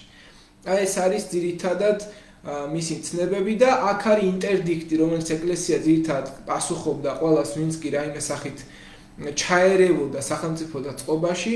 შუა საუკუნეების საზოგადოება 4 სისტემაზე იდგა: ეკონომიკური სისტემა, მიწა, მამული, ფეოდალური საკუთრება, ურთიერთობა გლეხებსა და ბატონს შორის, საზოგადოება, რომელიც აწარმოებს სხვადასხვა შიდამოხმარების პროდუქტს, ქცევის წესები, ეს არის რაინდობა, რწმენის სისტემა და პოლიტიკური სისტემა, რაც იყო ასევე 4 ძირითადი მახასიათებელი და უნდა გამოიკვეთოს ესენი ასევე აუცილებლად და ბავშვობა. მაგრამ ესეც საინტერესო, მოდი ესეც გავარჩიოთ, ცრურწმენები. ზოგადად შუა საუკუნეებში რა ცრურწმენები არსებობდა? არსებული წმენამდე რომ იყვნენ ნაკლები უმრავლესი ადამიანი, ინფორმაციის და განათლების ნაკლებობა იყო. ფაქტობრივად არ ჰქონდათ რა ცოდნა. ისინი ელოდებოდნენ რომ გარდაცვლილები მოჩვენებებად მოვიდოდნენ. სჯეროდათ მაგიის, ბნელი ძალების, სჯეროდათ ისიც რომ ჯადოქარს ახალშობილის სიცოცხლის სანაცვლოდ ავადმყოფის გადარჩენა შეეძლო. შუა საუკუნეების ეკლესია სასტიკად ებრძოდა ამ შეხედულებებს, მაგალითად აკრძალული იყო აღთქმის დადება ხესთან, გუბესთან ან ნებისმიერ ადგილთან ეკლესიის გარდა. იმის დაჯერება, რომ ადამიანს შეეძლო მგლის ფორმა მიეღო, ანუ მაქციად გადაქცეულიყო. იმის დაჯერება, რომ ყორნის ყრანტალი ან მღვდელთან შემთხვევით შეხვედრა კარგან ცუდ იღბალს მოიტანდა და ესეც იყო ერთ-ერთი ცრურწმენები, მოკლედ, რომელიც არსებობდა. თავიდან ბავშვებზე ძალიან ცუდი წარმოდგენები იყო, ბავშვი იყო მავნებელი, შიშარა როგორც ბავშვი, ცელქი და მავნებელი როგორც ბავშვი. ძირითადად არისტოკრატთა შვილები ძიძებთან ისდებოდნენ, გლეხის შვილები თავის მამებთან, მაგრამ მხოლოდ მე-13 საუკუნეებში გახდა ბავშვი რაღაცა ხატზე გამოისახა. აი მაგათად ყრმა იესოს გამოსახულება რო გაჩნდა, მე ჩამოყალიბდა მე-13 საუკუნიდან და ამან დიდი გარდატეხა მოახდინა ბავშვის სახის ესთეტიკურ აღქმაში, აღქმაზე მათი სახით გამოსახავდნენ ანგელოზებს, ბავშვი უმანკოებისა და სიწმინდის სიმბოლოდ იქცა და ასე შემდეგ და ეს არის ძირითადი მახასიათებლები, რომელიც ჩვენ შეიძლება გამოვკვეთოთ. ახლა თუ აქედან რაიმე კითხვა არ გაქვთ, ეხლა გადავალ მე უკვე კვების კულტურაზე. რა სჭამდნენ ზოგადად ჩვენ საუკუნეებში, კვება იყო ერთ-ერთი მთავარი მახასიათებელი და განსხვავებული, ასე ვთქვათ, ის ქონდათ ზოგადად აქცენტები გავაკეთოთ ამ შემთხვევაში კვებასთან დაკავშირებით. ზოგადად ჩვენ საუკუნეებში კვება იყო ძირითადად რაზე დამოკიდებული? აი მაგალითად მარცვლეული იყო ხორბალი იყო მართველი კლასებისთვის და ეს ხორბალი ძირითადად მათთვის გამოიყენებოდა. ასევე ქერიშვია და ჭვავი ღარიბების საჭმელი იყო. ხორბალს ძირითადად გლეხები არ ჭამდნენ, იმიტომ რომ უფრო ესეთი ხარისხიანი იყო მოკლედ. მანამ სანამ არ შემოვიდა უშუალოდ კარტოფილი 1536 წელს ევროპაში დიდი გეოგრაფიული აღმოჩენების შედეგად, მანამდე ეს ფაქტობრივად არ არსებობდა, ხო? ასევე ხორცი იყო ესეთი ფუფუნება. ზოგადად გლეხები ხორცს ძალიან იშვიათად ან საერთოდ არ ჭამდნენ. შუა საუკუნეებში მიჩნეული იყო, რომ გლეხის კუჭი ხორცს ვერ გადაამუშავებდა და მოკვდებოდა. ასე იზრდებოდა ზოგადად ეს საზოგადოება. აი ხორცი უფრო ძვირი და შესაბამისად პრესტიჟული იყო, თამაშით ნადირობის შედეგად მიღებული ხორცი გავრცელებული იყო მხოლოდ თავადაზნაურთა სუფრებზე, ყველაზე გავრცელებული იყო ყასბის ხორცი, იყო ღორის, ქათმის და სხვა შინაური ფრინველის, საქონლის ხორცი, რომელიც მოითხოვდა უფრო დიდ შრომას, მაგრამ ბევრი ასეთი არ არსებობდა, საქონელი ძირითადად არ ჭამდნენ საქონელს. სოციალური კლასობრივი დაყოფა ხდებოდა ასევე. სოციალური ნორმები კარნახობდა, რომ მუშათა კლასის საკვები ნაკლებად დახვეწილი ყოფილიყო, რადგან ითვლებოდა, რომ არსებობდა ბუნებრივი მსგავსება ადამიანის შრომასა და საკვებს შორის, ხელით შრომა მოითხოვდა უფრო უხეში საკვებს, დიეტური ნორმები, ხორბალზე დამოკიდებულება მნიშვნელოვანი დარჩა შუა საუკუნეების ეპოქაში და გავრცელდა ჩრდილოეთ ქრისტიანობის აღზევებასთან ერთად, თუმცა უფრო ცივ კლიმატებში ეს ჩვეულებრივ მიუწვდომელი იყო.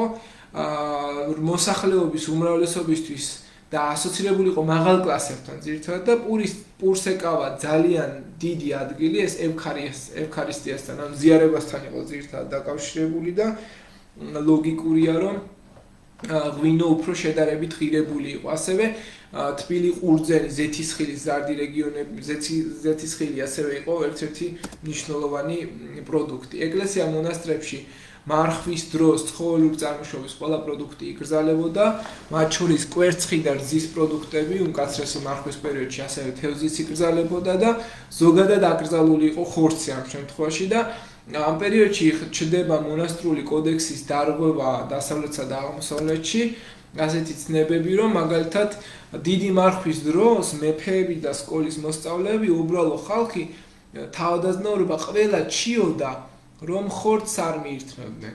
ცოდების საზეიმო ფიქრის ხანგრძლივი მძიმე კვირების განმავლობაში. იმიტომ რომ მოკლედ ხორცი უნდოდათ და ასეთი ტენდენცია არსებობდა, რომ მშიერ ძაღლებს თვალი ადევნეთო. და ფაქტობრივად ამ მშიერ ძაღლებთან იყვნენ გაიგივებულები ეს მშიერი ფეოდალები, რომლებიც ხორცს არ ჭამდნენ, თუმცა იცოცხლე აგერ ახლა მონასტერში მიდიოდა დიპლიპიტო და ირა. ყველაფერს ჭამდნენ და ეს იყო გამოკვეთილი ერთ-ერთი ნუშის რძისგან დამზადებული ხელოვნური კვერცხები, მოხარშული იყო გაფუჭებულ ნაჭუჭებში. ეს არის რაღაც ეგეთი. არომატიზირებული და ექსკლუზიური სანერგლებით შეღებილი. ზოგიერთი შემთხვევაში კეთილშობილი სუფრების დიდრულობას აჭარბებდა. ბენედიქტელთა მონასტრები ხო საერთოდ პიკზე იყო, რომლებიც 16 კურსს ასრულებდნენ გარკვეული დღესასწაულების დროს ჭამის. ეს ლოცვის არ გეკონოთ ამ შემთხვევაში. კლასობრივ დაყოფაზე ვისაუბრე, აღარ გავჩერდები აქ. ყოველდღიური პროდუქტები. რძე, ნუშის ოღონდ. ეს ძროხის რძე დიდად არ იყო გავრცელებული, ნუშის რძე სვავდნენ ძალიან ეს აქტუალი და გავრცელებული იყო კიდე რძე პურა. მე მოვესწარი რძე პურა სხვათა შორის ძალიან მიყვარდა ბავშვობაში. რძე ოღონდ ესენი ალბათ ნუშის რძის პურს სვავდნენ და უფრო გემრიელი იყო ახლა ჩვენ ახლა ძროხის და შაქარს ცოტას ამა თუ ტკბილი რძე გვიყვარდა განსაკუთრებით, მაგრამ არ ვიცი ხა ამათი გემოვნული მე შეგვიძლია გავაკეთოთ. კიდევ ერთი პროდუქტი, ყველაზე პოპულარული კერძი იყო რძით დამზადებული ხორბლის ტკბილი და ფაფა. აი დაახლოებით რო წარმოედგინოთ, ეს არის ისა წანდილი, ხო? წანდილისნაირია გემოვნური თვისებებით ეს რძით დამზადებული ხორბლის ტკბილი ფაფა, ან კიდევ გერკულესის გავსი დაახლოებით, სქელი მოხარშული მარცვლის კერძი.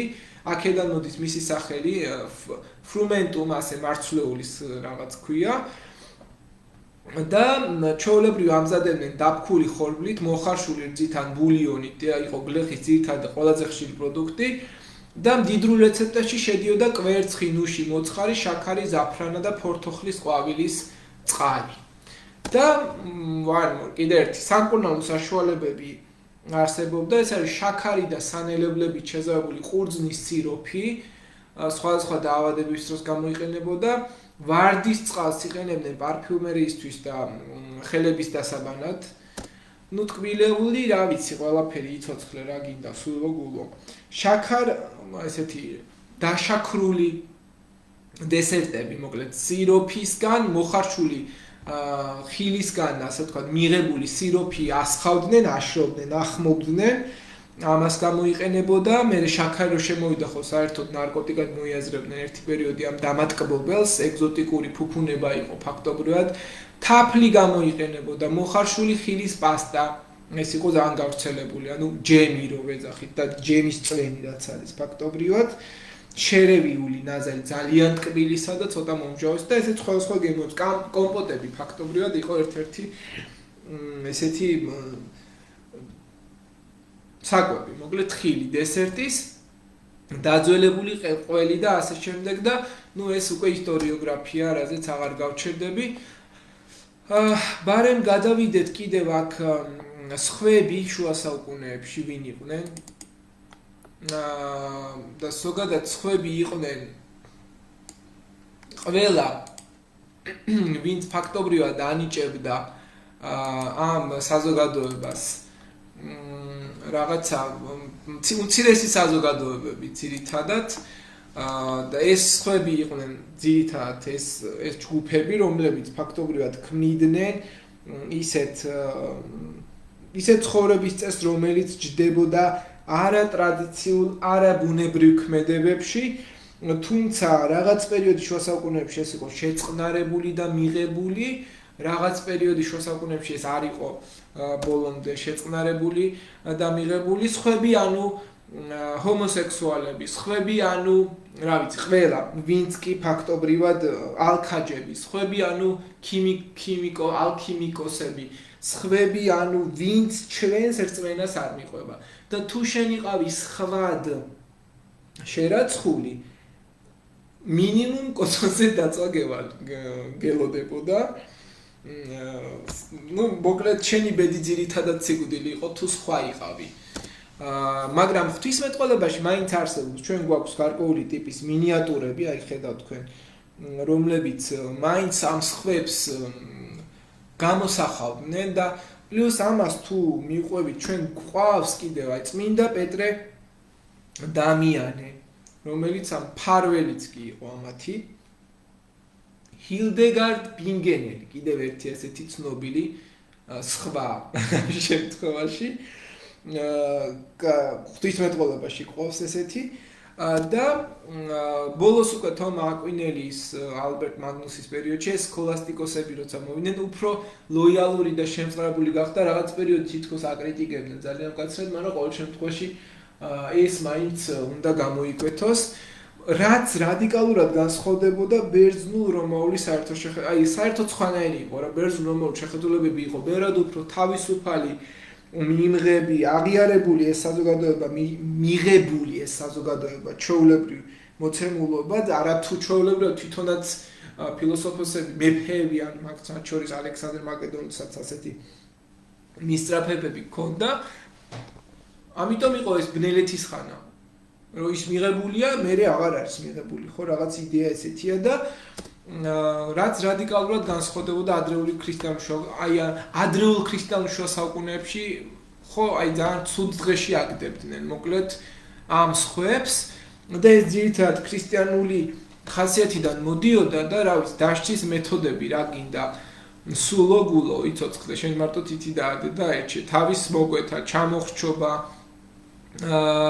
კოცონზე დაწვა ერთ-ერთი ყველაზე გავრცელებული ავტოდაფე მოკლედ ბორბალით ტრიალი და ცეცხლის ანთება ასე 4 ადამიანის ერთად ჩერმა და შუა ქუჩაში გამოდება და სანამ ხალხი არ მოკლავდა მანამდე იყავი წვიმაში ხარში მანდ იყავი დაბმული ცხენებით გაგლეჯვა ცოცხლად გატყავება კიდევ და ზოგადად ხელოვნებაში ცხები როგორ იყვნენ გამოხატულები ბოროტ ეშმაკეულებთან იყვნენ დაკავშირებული ეს ხვები ძირითადად დასაჭურისება ევალებოდათ ხოლმე სასულიერო პირებს ასეთ მდგომარეობაში აღმოჩნდებოდნენ თუმცა მინიატურაში ხელოვნებაში მაინც აი გამოკვეთილია ხედავთ ძალიან თავი ვირთხებთან რო არიან რა ესეთ დონეზეა დაყვანილი ხვები ანუ მაგათი ადგილი მანდარის დაახლოებით ეგ არის მინიატურები გვაქვს მაინც და არის ბნელძალებთან სხვები დაკავშირებული, რომლებიც საფრთხეს შეიცავდნენ საზოგადოების ბნელი ძალებისგან იყვნენ მართული და აი აქაც ხედავთ იქ როგორ გამოკვეთილი არიან ეშმაკებთან ერთად ამ შემთხვევაში. ხო, აი ეს არის ძირითადად შუა საუკუნეების ეს ჯგუფი, რომელიც ცლად კარგ დღეში არ იყო ამ შემთხვევაში. და ეხლა მოდი გადავიდეთ ჩვენ ერთ საინტერესო ასპექტზე, ახლა ვნახოთ კონკრეტული ფილმები, რაც ეხება უშუალოდ ამ სხვებს. ერთი წუთი გავაზიარო თავიდან.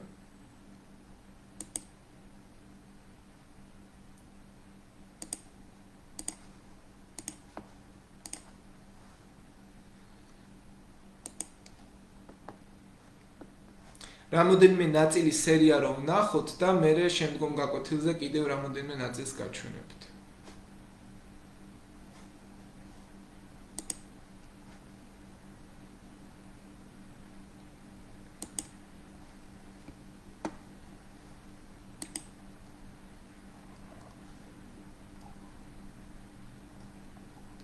ხო, მოდი დავიწყოთ როგორ აშენებდნენ შუა საუკუნეების ციხესიმაგრეებს, კამერას გავთიშავრო.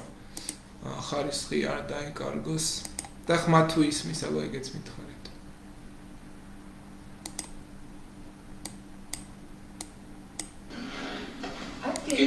იდელონში საფრანგეთში მეცნიერები ცდილობენ უკეთ ისმის, ხო?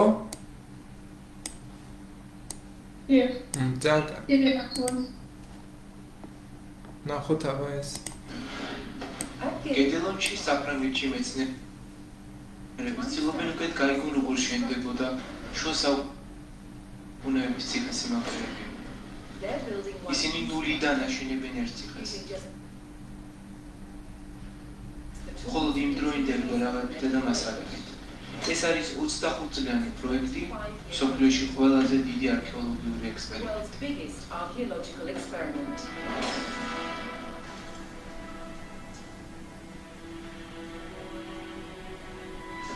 ციხესიმაგრის ყველაზე მნიშვნელოვანი დამცავი ელემენტი იყო გარშემორტყმული კედელი.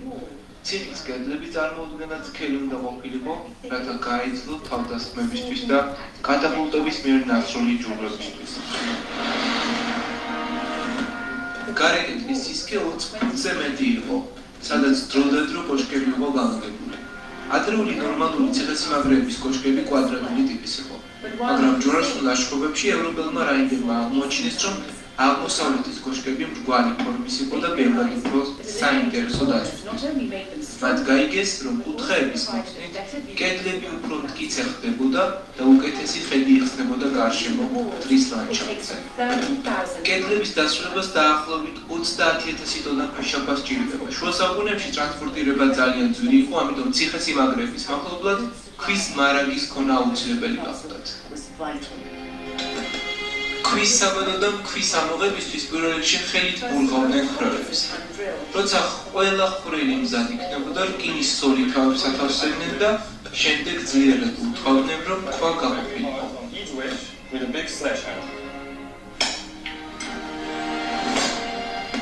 ამგვარად ქვა იყოფოდა გამოსაყენებელ ბლოკებად, რომლებიც გადაზიდული იყო ცხენებისა და ადამიანების ძალის დახმარებით. ეს დიდბორბლიანი ამწე დაახლოებით 9 ტონამდე ტვირთს წერდა.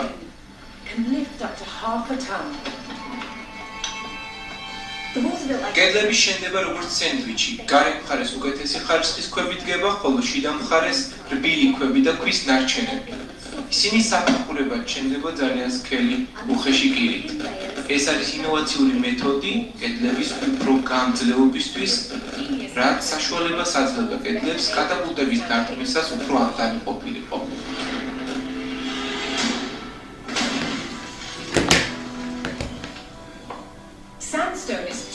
ქვიშაქვა ზედმეტად მყარია და მისი გამოყენება რთულია ფანჯრების, ბოლტებისა და კიბეების ამოსაყვანად. ამის ნაცვლად იყენებენ უფრო რბილ და ძვირადღირებულ კირქვას. ეს დახვეწილი სამშენებლო ტექნიკა ციხესიმაგრეებს შუა საუკუნეების საინჟინრო საოცრებებად აქცევდა და მათი კონსტრუქცია მტკიცება იმისა, თუ რამდენად გამძლეა ისინი, რადგან დღემდე მრავალი ციხესიმაგრე კვლავ დგას. ხო. ეს იყო ერთი ნაწილი. რამე კითხვა ხომ არ გაქვთ აქედან? მე მგონი გასწორდა, ხო, ბოლოში ძალიან აღარ ჭედავდა. ეხლა გადავიდეთ, ნახოთ ნადირობა. ნორმანების ბატონობა ინგლისში.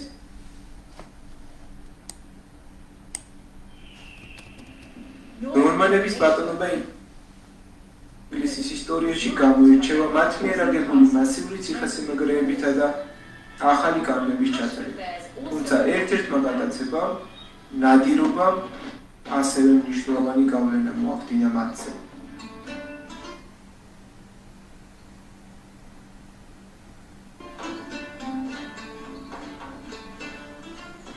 ნორმან დიდებულებს როგორც ქალებს ისე მამაკაცებს დიდი ინტერესი ჰქონდათ მტაცებელი ფრინველებით ნადირობის მიმართ, რასაც ბაზიერება ეწოდებოდა. სანადირო ტერიტორიების დასაცავად ნორმანმა დიდებულებმა მიწების საკუთარ მფლობელობაში აიღეს და უბრალო ხალხს ნადირობა აუკრძალეს. ქორების ნადირობა გამოირჩეოდა მაღალი სიმაღლიდან მოულოდნელი ვარდით და მსხვერპლის სწრაფი დაჭერით.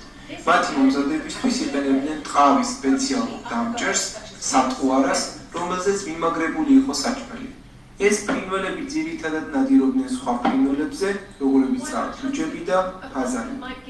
ნადირობის დროს ქორს ხშირად თავისი მსხვერპლის შორმანძილზე მიჰქონდა, ამიტომ მხედრები მას ცხენებით მიჰყვებოდნენ, რათა ნადირობის პროცესის მოწმე ყოფილიყვნენ. მას შემდეგ რაც ქორი დაიჭერდა მსხვერპლს, მას აჭმევდნენ თავის ნანადირებს და იმ დღეს აღარ გამოჰყავდათ ნადირობაში, რადგან ის ცაში აღარ ფრინდებოდა. ამის გამო ნადირობით გასართობად რამდენიმე ქორი იყო საჭირო.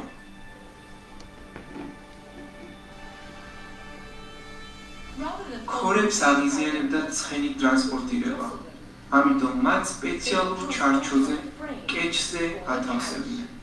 მიუხედავად იმისა, რომ ქორებით ნადირობა მხედრების სპორტად ითვლებოდა, შევარდენით ნადირობა ფეხით ხდებოდა. შევარდენი ქორებისგან განსხვავებით ნადირობდა გაშლილი ფრთებით და თავიანთ მსხვერპლს პირდაპირ მიმართულებით მიჰყვებოდა, ხშირად დაბალ სიმაღლეზე და ტყიან ადგილებში.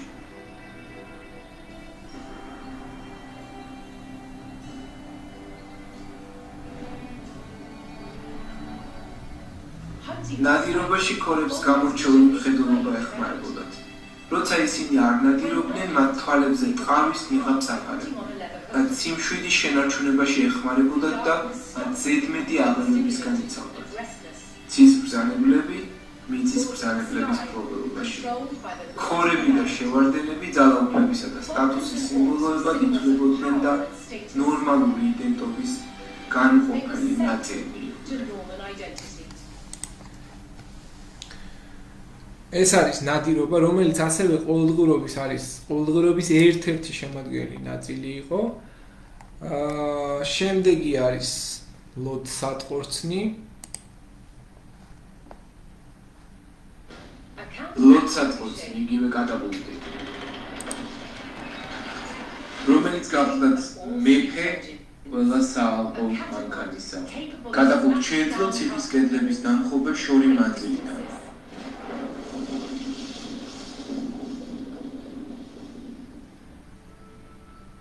ინგლისში ვორკის სასახლეში აგეს მისი ზუსტი ასლი, რომელიც ერთ-ერთი ყველაზე დიდია მსოფლიოში. მე-7 საუკუნის ჩინეთში შექმნილი ლოცვა-ტყორცნები მე-13 საუკუნისთვის უკვე საშინლად მძლავრი აღარ იქცა. ერთი შეხედვით მარტივი დიზაინია, მაგრამ ძალიან ეფექტური. მას რამდენიმე ძირითადი მახასიათებელი აქვს. ბერკეტი, რომლის ერთ ბოლოზე არის წონა და მეორე ბოლოს სატყორცნი ტროსი. გასამართად ანუ გადასადენად 6 ტონა წონა მაღლა უნდა აიწიოს, ამ წონის ასაზევად კი გამოყენებული ეგრეთ წოდებული ფეხის ბორბალი. ეს არის ერთ-ერთი ფეხის სატრიალებელი ბორბალი ორიდან, რომელიც მიმაგრებულია ღერძზე, რაც წონის აწევას უზრუნველყოფს მხოლოდ ფეხის მოძრაობის დახმარებითა და ძალით. მნიშვნელოვანია, რომ გასატყორცნი ბოლო რაც შეიძლება შორს და ქვემოთ იყოს, რომ ბერკეტის ამ ბოლო მაქსიმალური სისწრაფით იმოძრაოს და როდესაც 6 ტონიანი წონა დაეცემა, ის ბერკეტის ამ წერტილს მაქსიმალურად შორს გაისვრის და მაქსიმალურად სწრაფი იქნება. ეს რომ მოხდეს, საჭიროა მექანიკის ღერძი მოხერხებულად იყოს მიმაგრებული და მიახლოებული 6 ტონიან წონასთან. ლოდის გასასროლად სატყორცნი ტროსი გამოიყენება. როდესაც ტროსი თავისუფლდება, ეს ამარტივებს ტროსის მოძრაობას, რაც ლოდის სიჩქარეს ბევრად აჩქარებს.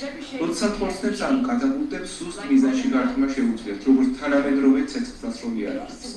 ციხის კედლების დასაშლელად ან მათი ჩამოშლის მისაღწევად საჭიროა ყველა დარტყმა ერთსა და იმავე ადგილზე მოხდეს. ამისთვის კი თითოეული სატყორცნი ერთსა და იმავე ტრაექტორიაზე უნდა განთავსდეს. ასევე საჭიროა ყველა სატყორცნის წონა და ფორმა ერთმანეთის მსგავსი იყოს. ამის მისაღწევად ქვის ოსტატები სპეციალურ საზომს იყენებდნენ. ახლა მე ამ სატყორცნს ქვას მოვათავსებ ტროსში. სატყორცნი ქვა სავარაუდოდ 25 კილოგრამს იწოდის, მაგრამ ზოგიერთი სატყორცნი 150 კილოგრამსაც კი იწოდის. ეს არის 2 კაცის წონა. ლოცვა-ტყორცნებით ასევე ისროდნენ ალმოდებულ გუდრონში ამოლებულ ქვებს, ფუტკრის კებს და გარდაცვლილი ადამიანის სხეულებსაც კი.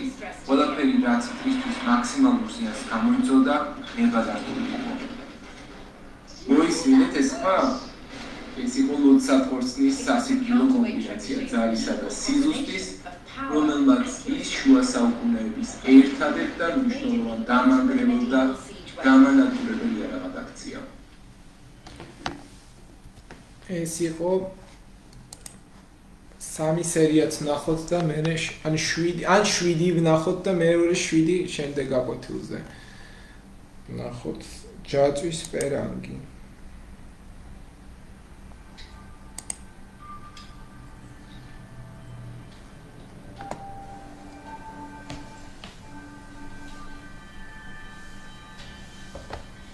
ათასასი წლისთვის შუა საუკუნეების რაინდი თავიდან ფეხებამდე ჯაჭვის აბჯრით იყო დაფარული. ჯაჭვის აბჯარი მეტალის ქსოვილს გავს. ის მოძრაობს და იქცევა როგორც ნაჭერი, მაგრამ სინამდვილეში დამზადებულია ასობით და ათასობით ურთიერთდაკავშირებული რკინის რყოლისგან.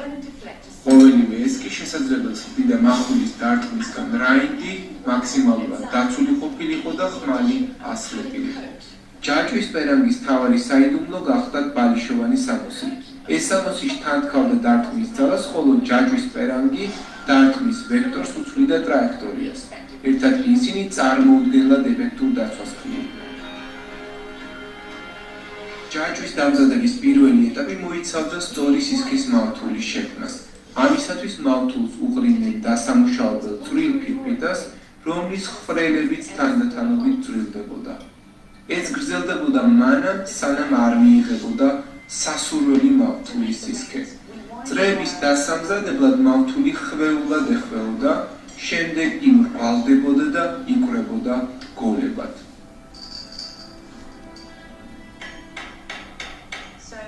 მე გავამწყალე გოლის ბოლოები და გავხვრიდე პატარა ხრელი მის ცენტრში, ახლა კი ნიკმა უნდა ჩასვას ამ ხროლში ივეთი. ჯაჭვის ძირითადი კონსტრუქცია მოიცავდა 4-დან 1-მდე პროპორციას, ანუ თითოეული რგოლი გადიოდა 4 სხვა რგოლში. აქ შეგვიძლია თიხილოთ, თუ როგორ გავაკეთე 5 რგოლის ნაკრები, რომელიც შემდეგ სხვა ხუთეულებთან გაერთიანდება, რათა შეიქმნას ჯაჭვის ფენა. ჯაჭვის პერანგი ზუსტად უნდა მორგებოდა სხეულს, ფეხებს, ხელებს და რა თქმა უნდა თავსაც. მოხერხებულ ოსტად შეეძლოთ ძალიან ზუსტი ფორმების შექმნა. რა თქმა უნდა, სხეულის რთული ნაწილებისთვის, როგორიცაა ინდახვები, ჩვენ შეგვიძლია მისთვის ორი მიმართულებით ერთდროულად მორგება. თუ გადავკეცოთ, მიიღება ინდახვის ფორმა. ჯაჭვის მორგების ერთ-ერთი მთავარი უპირატესობა იყო ის, რომ რაინც არ უწევდა ზედმეტი რგოლების დარება, რაც მას დამატებით ძირთან დააწებოდა. რაინდის მთლიანი ჯაჭვის პერანგის შესაქმნელად საჭირო იყო დაახლოებით 200,000 რგოლი. მაღალი სტატუსის რაინდებს თავიანთი ჯაჭვის ოქროთი ჰქონდათ გაფორმებული, მაგრამ რაც მთავარია, ის უნდა ყოფილიყო ფუნქციური. ჯაჭვის ართვით, ფარითა და ჩაფხუტით აღჭურვილი რაინდი მზად იყო იმ დროის იარაღებთან შესახვედრად. მაშასე ომი იწყება.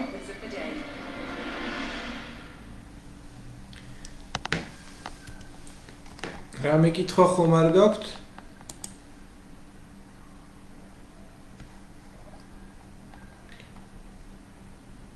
არბალეტი, აი სამი ვნახოთ ესე იგი და მორჩა.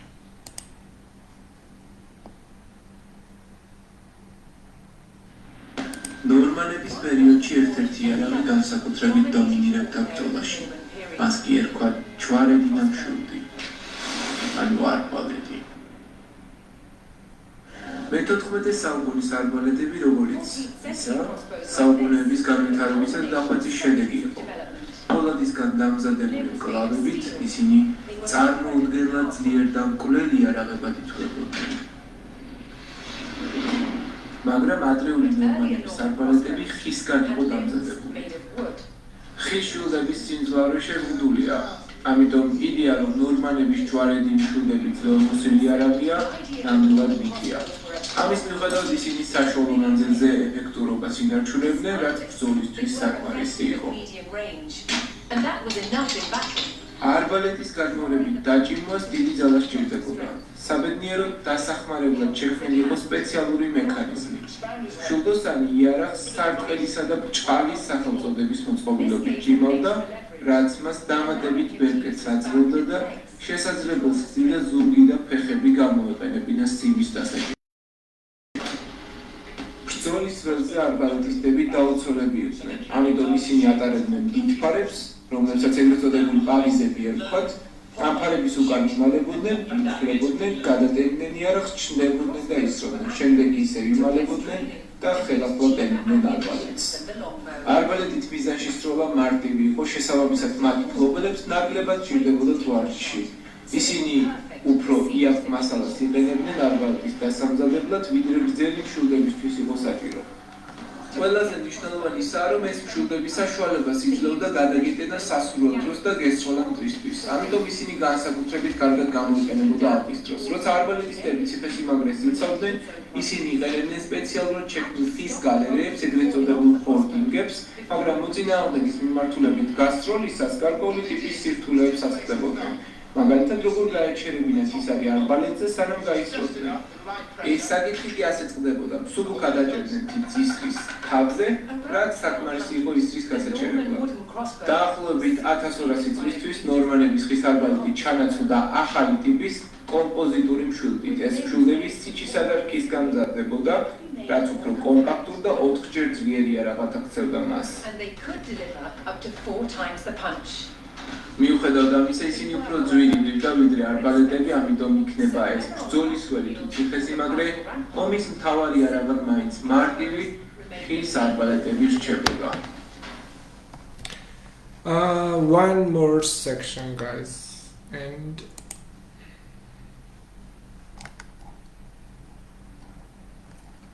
შუა საუკუნეების მხატვრობა.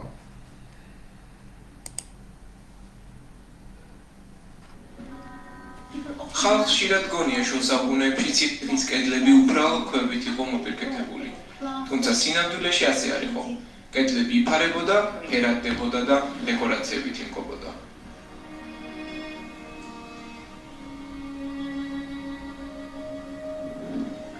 თავარი ნაბიჯი შუა საუკუნეების საღებავის მომზადებაში იწყება კარიერში.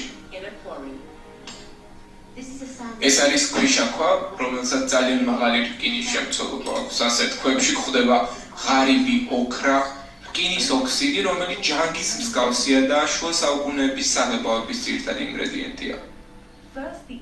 პირველი ნაბიჯი არის ოქრას დაფქვა წვრილი ფხვნილის სახით. რაც უფრო წვრილია საღებავში ნაწილაკები, მით უკეთესი იქნება საღებავის ხარისხი. დაფქვის შემდეგ ამ ფხვნილში წყალი ემატება და ნარევის ქვემოთ ილექება და ნელ-ნელა გამოიცრება. რეალურად ამ პროცესში ყველაფერი პირიქით ხდება. განსხვავებით, მაგალითად მაკარონის მომზადებისას, სახლში მაკარონს რომ მოვაცრით ნადებს, მას შემდეგ ვჭამთ. აქ კი რაც ძირზე დარჩება, ის არის გადასაგდები, ხოლო საჭირო წყალში გაჩერებული მიგნო ნაწილაკები ხდება.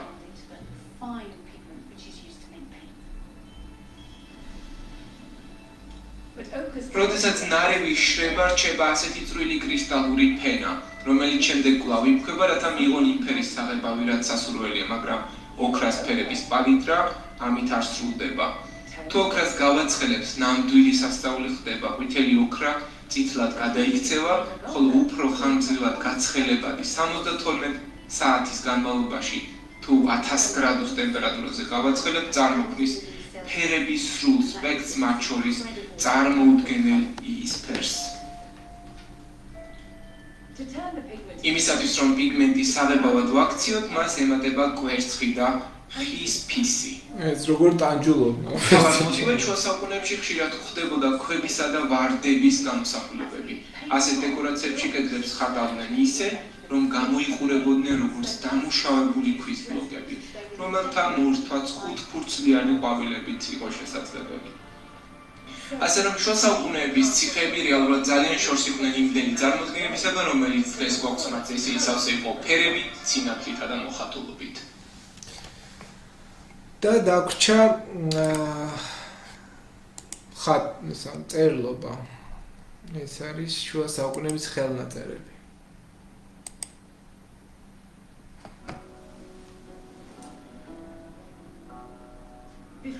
წიგნის ბეჭდის გამოგონებამდე მე-15 საუკუნეში წიგნები ხელით იწერებოდა.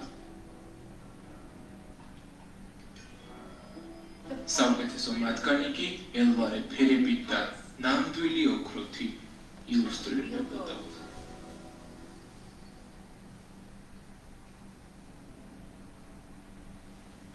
განათებული ტექსტები მხოლოდ სილამაზისთვის არ გამოიყენებოდა. ოქროთი შესრულებული ილუსტრაციები მნიშვნელოვანი ნაწილების გამოსაყოფად გამოიყენებოდა. ოქრო შუა საუკუნეების ხელნაწერ წიგნებში ძვირი სიამოვნება იყო, რაც თავად ტექსტს განსაკუთრებულ ღირებულებას ანიჭებდა. მისი პრიალა ზედაპირი სანთლების ან მზის შუქზე ასხივებდა ისე, თითქოს წიგნი თავად იყო განათებული.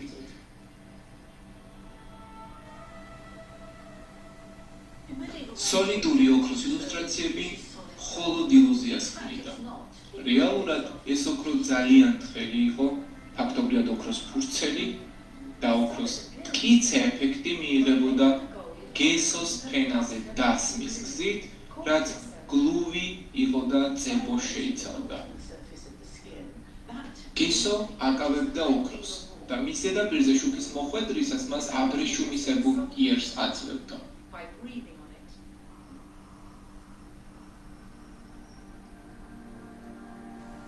გესოს წებო გამოყენებისას რეაგირებდა სითბოსა და ტენზე და რბილდებოდა. ოქროს დასმისთვის 3 წამი არის საჭირო, ამ პროცესში ვიყენებთ ბერნიშერს, გაბრიალებულ ქვას, რომ ოქრო კარგად მიიკრას. ბერნიშერი გამოიყენებოდა ოქროს გასაფრიალებლად, რათა ელვარება დაეწყო. აი ახლა ფრიალი ხდება, ფერი უკვე კარგად ჩანს. შემდეგ იწყებოდა მინიატურის ფერწერა. პირველ ფენას ემატებოდა ტონები და ჩრდილები, რაც გამოსახულებას მოცულობას აძლევდა. და ბოლოს თეთრი დეტალები და კონტური, რომელიც გამოსახულებას აცოცხლებდა. შუა საუკუნეების საღებავების ყუთში შედიოდა პიგმენტები მთელი მსოფლიოდან, მაგალითად ლაზურეთის ქვა ავღანეთიდან და ორპიმენტი ვულკანური კრატერებიდან. მინიატურების დასრულებას ხშირად დიდი დრო სჭირდებოდა. ეს კონკრეტული მინიატურა 1 თვის ან 6 კვირის განმავლობაში სრულდებოდა. ერთი წიგნის შექმნას კი რამდენიმე წელი სჭირდებოდა მთელი ჯგუფის მუშაობით.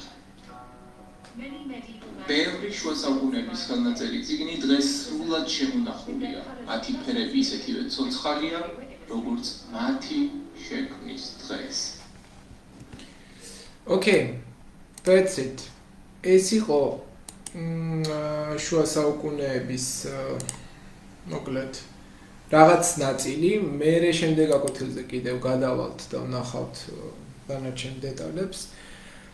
და ეხა პატარა ნაწილიღა დამრჩა, მოკლედ აგიხსნით, კონსტრუქციულად მივყვეთ, ეხა უფრო წყობრად მივყვეთ ამ შემთხვევაში. საუკუნეების თავარ ჯგუფს, ფრანკებს, ფრანკებს მოკლედ ვერ ახსნი, მაგრამ ვეცდები რომ მოკლედ ახსნა ყოველ შემთხვევაში. ბარემ მინდა რომ ეს თემაც მოგცეთ და შემდეგისთვის ხალხს ხშირად გონია შუა საუკუნეებში ციხის კედლები შემდეგში უკვე ამას მივყვეთ ამ შემთხვევაში. ესე იგი, ფრანკთა სახელმწიფოს ჩამოყალიბება ზოგადად იწყება მე-5 საუკუნიდან. დასავლეთ რომის იმპერიის დაცემიდან ცხადია და ეს აუცილებლად გამოსაკვეთია, იმიტომ რომ დასავლეთ რომის იმპერია როგორც კი დაეცა, ფრანკთა სახელმწიფო ნელ-ნელა ყალიბდება. რომის იმპერიის დაცემის შემდეგ, როცა გალიამ სადაც ჩამოყალიბებული იყო ვესტგუთებისა და ბურგუნდების სამეფო დამოუკიდებლობა გამოაცხადა, 10 წელზე მეტ ხანს არ გაგრძელებულა ეს დამოუკიდებლობა და მერე უკვე აქტიურად იწყება ფაქტობრივად ამ პროვინციების, ერთ-ერთი უდიდესი პროვინციის რომის იმპერიის გალიის ჩრდილო-აღმოსავლეთ ნაწილის დაკავება, დაპყრობა. ფრანკთა ბელადებიდან გამოირჩეოდა მეროვიხი, რომელმაც მეროვინგთა სამეფო დინასტიაში ჩაუყარა საფუძველი. შემდგომმა მემკვიდრემ უკვე მისმა ვაჟმა ხილდერიკ პირველმა განსაკუთრებით წარმატებული ომები აწარმოა ვესტგოთებთან და საქსონების და ალემანების წინააღმდეგაც იბრძოლა და ფაქტობრივად მე-5 საუკუნეში უკვე ჩამოყალიბდა და გაერთიანდა ფრანკთა სახელმწიფო და ეგ თქვენ ხედავთ უკვე ხლოდვიგის მეფობის მმართველობისას როგორ გამოიყურებოდა ფრანკთა სახელმწიფო.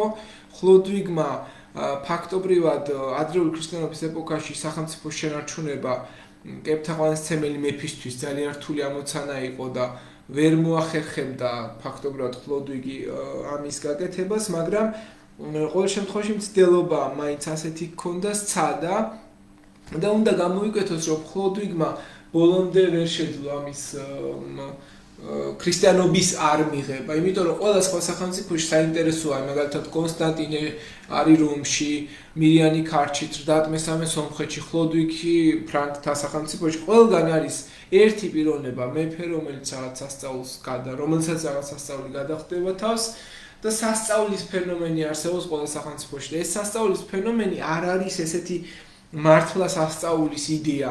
აქ არის იდეა, რომ ესა თუ ის მეფე ხალხთა კონსოლიდაციას, დაშლილი სახელმწიფოს გაერთიანებას, როცა ლეგიტიმურობა სჭირდება, ლეგიტიმურობის ხარისხს ყველაზე კარგად ადგენდა ქრისტიანობა და სწორედ ქრისტიანობას იყენებდნენ ეს მეფეები და განსაკუთრებით აქ სადღაც წამოყოფდა რომის პაპი თავს, იტყოდა რომ მე შემიძლია მეფედ გაგურთხო და მოგანიჭო ფრანკთა მეფის ტიტული და უკვე ეს პაპის ტიარა ძალიან ბევრ რაღაცა შინაგან მუხტს წევდა რა ფაქტობრივად და ეკლესიამ ძალიან დიდი როლი ითამაშა ზოგადად რომის პოლიტიკურ რეალობის შექმნაში, ჩამოყალიბებაში, რომ ის ანუ ფრანკები გამხდარიყვნენ ასეთები და ქრისტიანები, ხო და ხლოდვიგი ჭკვიანი პოლიტიკოსი იყო ამ კუთხით, მან ცოლად შეირთო ბურგუნდიის მეფის ქალიშვილი კლოტილდა და ძალიან მალე კლოტილდას ცოლად შეირთვის შემდეგ იგი ეკურთხა და მოინათლა 496 წელს დაამარცხა გალიის რომაელი მმართველი სიაგრიუსი, ხოლო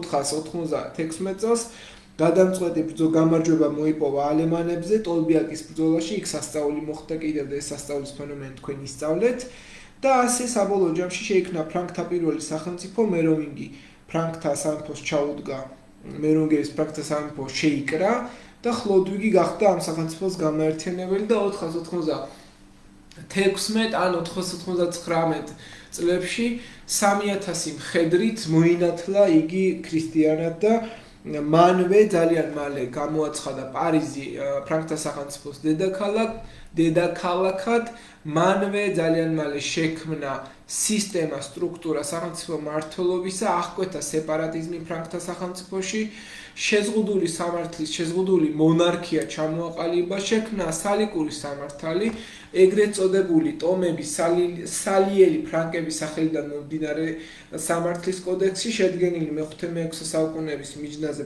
ხლოდვიგის ინიციატივით, რომელიც დამნაშავეს დაზარალებულს ოჯახისთვის ავალდებულებდა ფულის გადახდას, ფულადი ჯარიმის გადახდას, რომელიც ანაცვლებს სისხლის აღების წესს და ამოცემულობას ვერგელდი ეწოდებოდა და დამოკიდებული იყო სოციალურ მდგომარეობაზე და ფაქტობრივად ეს სალიკური სამართლის კოდექსი ხლოდვიგმა მიიღო.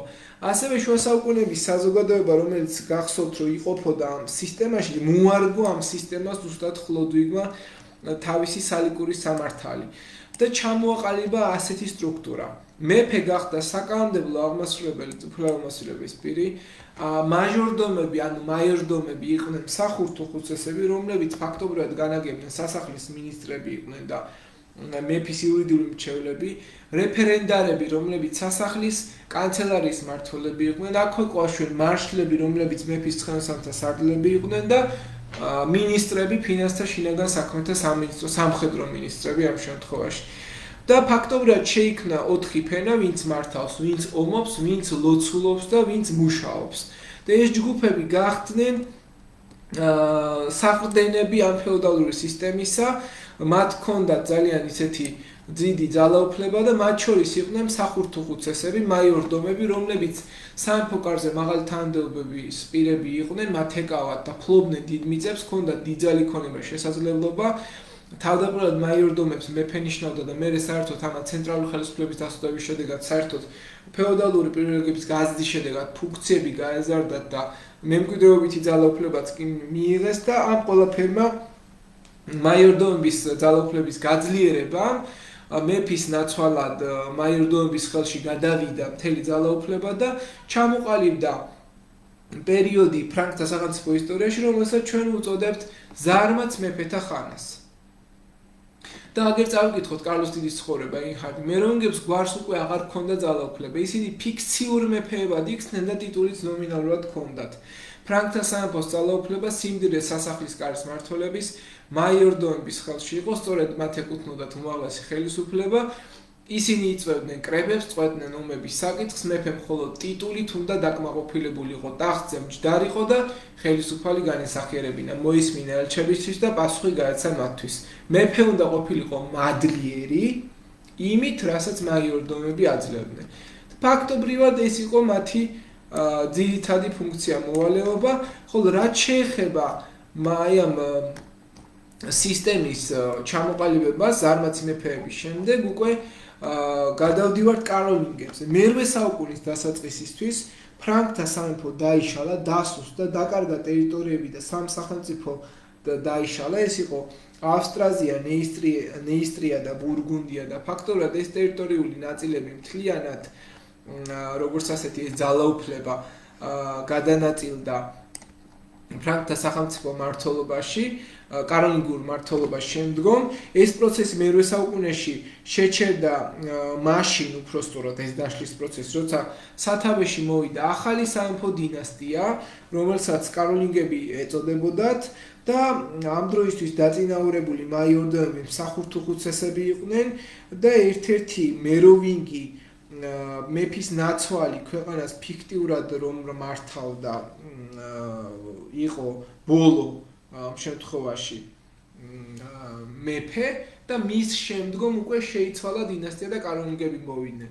ასევე გამორჩეული მაიორდომი, რომელიც უნდა ვახსენოთ აუცილებლად, მაჟორდომი იყო კარლოს მარტელი, ურო. რომელიც წეგან მე მგონი კარლოს დიდზე ვახსენე ურო და კარლოს მარტელზე უნდა მეთქვა მე მგონი. თუ კარლოს დიდზე გითხარით. აღარ მახსოვს. მგონი კარლოს მარტელზე უნდა მეთქვა და პირიქით გითხარით. ეს იყო მეცახელი, რომელმაც 722 წელს პუატიეს ბრძოლაში განადგურა პირენიდან შემოჭრილი არაბები და შეაჩერა მათი წინსვლა, აი აქ თქვენ ხედავთ სწორედ. პუატიეს ბრძოლას აქ წერია უკვე ეს წყარო კარლოს მარტელი ლითონის ურო ეჭირა ხელში, ამიტომ შეერქვა სწორედ ეს მეცახელი, მარტელი სწორედ უროს ნიშნავს. ანადგურებდა არაბთა მეომრებს და აქედან გამომდინარე დაერქვა მას ეს სახელი და უროს ამიტომ უწოდებენ ზოგადად. ჩრდილოელები უძრავ კედლებად იდგნენ, მათი შეჭრილ რიგით თითქოს ყინულის მყარი სვეტები არაბთათვის დაუძლეველი აღმოჩნდა, რკინაში ჩასნულა ფრანკმა მეომრებმა არაბებს ხმლები თვალის დახამხამებაში დაუმსხეს, იპოვეს აბდ არ-რაჰმანი და მოკლეს. ეს იყო მათი არაბთა სარდალი, რომელსაც ფრანგი კონსული დაუპირისპირდა მაიორდომი კარლოს მარტელი და პუატიეს ბრძოლაში დაამარცხა კიდეც. ხო, ბენეფიციუმზე ვისაუბრეთ, რასაც ნიშნავს, აღარ გავჩერდები, ფეოდზეც ვისაუბრე, სოციალურ რეფორმაზე, მაიორდომობაზე ვისაუბრე და მიწისფლობელზე რა იყო, რას ნიშნავს მიწისფლობელი ალოდი, მიწა, რომელსაც მეფემ მემკვიდრეობით საკუთრებაში გადმომცა, ეს მიწა განსაზღვრავს ჩემს სამხედრო და ეკონომიკურ შესაძლებლობას. რამხელა მიწაც აქვს, იმხელა შესაძლებლობა აქვს შესაბამისად. მე ვკრებ გადასახადებს ჩემს მიწაზე.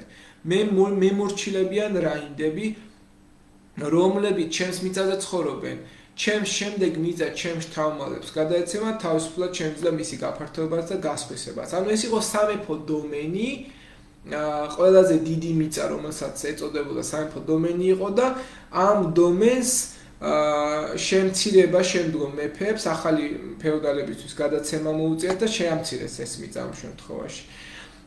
აქედან გამომდინარე უნდა გამოიკვეთოს ის ფაქტორიც, რომ ფრანკთა სახელმწიფოს განვითარებაზე დიდი როლი ითამაშა რომის დაცემამ, იმიტომ რომ რომის დაცემამ შეამცირა საქალაქო ცხოვრება, მოსახლეობა შეცვალა, მიდგომა დამოკიდებულებები სოფლებში გადაინაცვლა მმართველმა ელიტამ რომაული ქალაქის, დაეცა განათლების დონე და ფაქტობრივად ეს ყველაფერი როგორც ცხოვრობდა ევროპა რომის დაცემიდან კარლოს დიდამდე, ამაზე უკვე თითქმის ვისაუბრეთ, რომ შეფერხდა ვაჭრობა, ვერაფერი ვეღარ ხდებოდა, იმიტომ რომ რომში ეს დიდი აგლომერაციული სისტემა ჩამოიშალა მთლიანად და შეიძლება ითქვას, რომ პოლიტიკური კულტურა ქაოსი იყო და ეს ქაოსი კარლოს დიდის იმპერიამ დაასრულა განსაკუთრებით, როცა ისინი მოვიდნენ სათავეში. მე-7 საუკუნეში მაიორდომები, რომლებიც ფრანკთა სახელმწიფოს მართავდნენ, 751 წელს კონკრეტულად უკვე მე-8 საუკუნის დასაწყისში, შუახანებში, კარლოს მარტელის შვილმა, კარლოს მარტელი იგივე უროა, მისი შვილი იყო პიპინ მოკლე და პიპინ მოკლე იყო უკანასკნელი ადამიანი ფაქტობრივად, რომელმაც გადაწყვიტა, რომ მეროვინგი მეფე ბერად აღეკვეცა და თავი გამოეცხადებიდა ფრანკთა მეფედ. და ფაქტობრივად კარლოს მარტელის შვილმა, ანუ მაიორდომის შვილმა, კარლოს მარტელის შვილმა, პიპინ მოკლემ მეროვინგი მეფე აღკვეცა ბერად და კაროლინგურ დინასტიას დაუდო სათავე. და აქედან მოყოლებული ფაქტობრივად კარლოს პიპინ მოკლე იწყებს მმართველობას. მას ძალიან კარგი ურთიერთობა ჰქონდა სტეფანე მეორესთან, პაპმა იგი აკურთხა მეფედ, მეფედ რის სანაცვლოდ აკურთხა, ეს ცალკე საკითხია. ამაზე მოგვიანებით ვისაუბრებ, მაგრამ ყოველ შემთხვევაში უნდა ითქვას და გამოიკვეთოს, რომ კარლოს პიპინ მოკლე ძალიან ისეთი ტანად მოკლე იყო, ჯერ ერთი დაბალი იყო და ყველა მას რაღაცა აშაყირებდა და ასცინოდა ფაქტობრივად და მან ჭყუა იხმარა ფაქტობრივად და გადაწყვიტა და მეფეს უთხრა, რომ შენ თუ გვირგვინს დამადგავ და ლეგიტიმაციას, ლეგიტიმობას მომანიჭებ, მაშინ მე შენ იმ ტერიტორიებს მოგცემ, რომელიც შენ ყველაზე მეტად გჭირდება. პაპის ოლქის ტერიტორიები, რომი და რავენა. და ეს ტერიტორიები შენი გახდება ამის დაპყრობაში დაეხმარა მართლაც პიპინ მოკლეს სტეფანე მეორეს და პაპმაც გვირგვინი დაადგა. მე არის სურვა პაპმა კიდე რაღაცები და უფრო ისტორიულად ამისი პრაქტიკული სუნდოდა, მაგრამ ყოველ შემთხვევაში ხო დაადგა გვირგვინი პიპინ მოკლეს და პაპმა მე ყალბი დოკუმენტი შექმნა ამ პაპის ოლქის ისტორიულობის დასასაბუთებლად, რომ ვითომ კარლოს პიპინ მოკლემ კი არ გადმოსცა, არამედ კონსტანტინე დიდმა გადასცა ეს ტერიტორიები პაპს ჯერ კიდევ სილვესტერს მე-4 საუკუნეში, ამის დასაბუთებას სცადა და მართლა მოახერხეს ყალბი დოკუმენტი შექმნეს და 8 საუკუნე ევროპას ატყუებდნენ, რომ პაპის ოლქი რეალურად კონსტანტინემ გადმომცაო და არა პიპინ მოკლემო. ეს ცალკე საკითხია, მაგრამ ყოველ შემთხვევაში ეს მაინც გააკეთებინა პიპინ მოკლეს კონსტანტინეს ნაბუძები რომ შექმნა ამ შემთხვევაში. რაც შეეხება კაროლინგების დინასტიის არსებობის პირველ ხანებს, ფრანკთა სახელმწიფო განსაკუთრებით ძლიერდება და ეს ყველაფერი პიპინ მოკლის დროს დაიწყო, ხოლო შემდგომ როცა უკვე სათავეში მოვიდა ეს ადამიანი, კარლოს დიდი, კარლოს დიდმა არსებული რეალობა შეცვალა, კიდევ უფრო დადებითი მოცემულობით შეცვალა და მან შექმნა და ჩაატარა სრულიად და ჩამოაყალიბა სრულიად ახალი სისტემა. 768-814 წლებში მოღვაწეობდა, იგი იყო მამაცი მეომარი, ფიზიკურად ძალიან ლამაზი, ძალის პატრონი, ენერგიული მმართველი და გამჭრიახი. მას სანამ იგი გამეფდებოდა, ჰყავდა ძმა, რომელსაც ერქვა კარლომანი. და მამ ძმასთან ჰქონდა დაპირისპირება, კარლომანი უეცრად გარდაიცვალა და კარლოსი ფაქტობრივად ერთპიროვნული მმართველი გახდა. ძალიან მალე მან დაამარცხა საქსები 772 წელს ქრისტიან მისიონერთა დაცვის საბაბით საქსებს შეუტია და ეს კონფლიქტი, რომელიც 30 წელზე მეტხანს გაგრძელდა, ფაქტობრივად კარლოსის გამარჯვებით დასრულდა. ასევე მან 778 წელს ბასკებს გადაურჩა, ბასკებს ებრძოდა ამ შემთხვევაში და ბასკები აი აქ ცხოვრობდნენ, ხედავთ აი რუკაზე, ესპანეთის ნაწილი. ბასკებთან კონფლიქტი ჰქონდა და 778 წელს რონსელვანის ტყეში უეცრად ბასკები თავს დაესხნენ კარლოსის არიერგარდს ჯარს და ამ თავდასხმიდან გადაარჩინა მისმა ერთ-ერთმა ყველაზე გამორჩეულმა რაინდმა როლანდმა, რომელმაც თავი შესწირა მეფის გამო, მეფე გაიყვანა ბრძოლიდან და თვითონ თავის ჯართან ერთად სიკვდილით დაიღუპა და ამის შემდეგ შეიქმნა ლეგენდა სიმღერა როლანდზე, ეპოსი, გმირული ეპოსი ამ შემთხვევაში, რომელიც ალბათ თქვენთვის უკვე ცნობილია. 800 წელს უკვე პაპმა კარლოს დაადგა გვირგვინი, იგი იმპერატორად აკურთხა. 800 წლის 25 დეკემბერს კარლოსმა მიიღო იმპერატორის ტიტული, რამაც რომის მემკვიდრეობის საკითხიც გადმოსცა მას, თუმცა უკმაყოფილო იყო, იმიტომ რომ ყველა შემდგომი პაპი კარლოს აყვედრებდა, რომ განა საიმპერატორო გვირგვინი პაპის მიერ არ იყო ნაბოძები და განა ის, ვინც უბოძებს, უფრო მაღლა არ დგას იმაზე, ვინც იღებს წვენს ნაბოძებს, ხო? და ამით თავს აყვედრებდა, რაც კარლოს დიდად არ მოსწონდა და მოკლედ პაპთან მე ძალიან ისეთი ცუდი ურთიერთობა ჰქონდა ამ კუთხით. კარლოსმა მოაწესრიგა სისტემა, მან შექმნა ფაქტობრივად სტრუქტურა ფრანკთა სახელმწიფოსი, ძალიან ბევრი რეფორმა გაატარა და ერთ-ერთი იყო ის, რომ მან გამოსცა კანონები, ქვეყანა დაყო საჰერცოგოებად და საგრაფოებად, გრაფი კრებდა გადასახადებს, მარკებად დაყო სასაზღვრო ზოლებში და მარკგრაფებით ჩაუყენა, ჩამოაყალიბა სამოქალაქო სკოლები, შარტრის სკოლა ერთ-ერთი განსაკუთრებულად გამორჩეული იყო. ამ სკოლაში ასწავლიდა ცნობილი მოაზროვნე და სწავლული ალკუინი. ის ასევე ცდილობდა ანტიკური დროის მეცნიერებისა და ლიტერატურისთვის მიებაზად და ლათინურ ენაზე წერდნენ ლექსებს. გამორჩეული ამ რეფორმების შედეგად ფრანკთა სახელმწიფოში ჩამოყალიბდა კაროლინგური რენესანსი, ანუ რაღაცა ეგრეთ წოდებული აღორძინების ეპოქა და კარლოსის ცხოვრება და მოღვაწეობა საბოლოო ჯამში აღწერა მისმა ისტორიკოსმა აინჰარდმა და მისი მოღვაწეობა ფაქტობრივად იყო უმნიშვნელოვანესი ფრანკთა სახელმწიფოს სოციალური კულტურის განვითარებისთვის და ეს არის ერთ-ერთი ყველაზე მნიშვნელოვანი ასპექტი, რაც ჩვენ უნდა გამოვკვეთოთ. შეიქმნა კარლოსის დროს სკრიპტორიუმები იყო გადასაწერები. აქ ისწავლებოდა ფრანგი არისტოკრატები, გოგონები, რომლებიც ვერგილიუსის პოეტურ შემოქმედებას წერდნენ. ეს იმპერიის მთავარი საგანმანათლებლო ცენტრი იყო აახენში. ალკუინი ბერი, როგორც გითხარით, ერთ-ერთი ყველაზე ცნობილი იყო და აქ მოღვაწეობდა და ფაქტობრივად ეს ყველაფერი კარლოსმა ძალიან ისეთ დიდ და განვითარებულ ასპექტში შეიყვანა. კარლოს დიდის იმპერიის დაშლის შედეგად ევროპის კონტინენტზე მე ძალიან მალე დაიშალა ყოველ შემთხვევაში კარლოსის სახელმწიფო, როცა იგი 814 წელს გარდაიცვალა. მის ცნობილ და ყველაზე საყვარელ ქალაქ აახენში, ეს არის საკათედრო ტაძარი აახენში, გერმანიაში, 814 წელს გარდაიცვალა. კარლოსის გარდაცვალების შემდეგ ეს იმპერია ნელ-ნელა სუსტდება. მისი ვაჟი ლუი ღვთისმოსავი, როცა გარდაიცვლება, უკვე მის სამვარს დაუყოფს ტერიტორიას, კონკრეტულად ეს ვაჟები იყვნენ აი ესენი, რომელიც ზეგან გაჩვენეთ, სად წავიდა.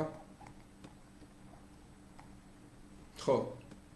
შარლ მელოტი, ლოტარი და ლუდვიგ გერმანელი, რომლებმაც ფაქტობრივად დაინაწილეს ტერიტორიები და კერძოდ შარლ მელოტს დასავლეთ ფრანკების სამეფო საფრანგეთი ერგო, ლოტარს ცენტრალური ფრანკების სამეფო იტალია, აღმოსავლეთ ფრანკების სამეფო კი ლუდვიგ გერმანელს, ანუ გერმანია და აქედან ჩამოყალიბდა სახელმწიფო 853 წელს, რომელიც ვერდენის ხელშეკრულებით დაიშალა ლუი ღვთისმოსავის გარდაცვალების შემდეგ და ჩამოყალიბდა 3 სახელმწიფო: საფრანგეთი, იტალია და გერმანია.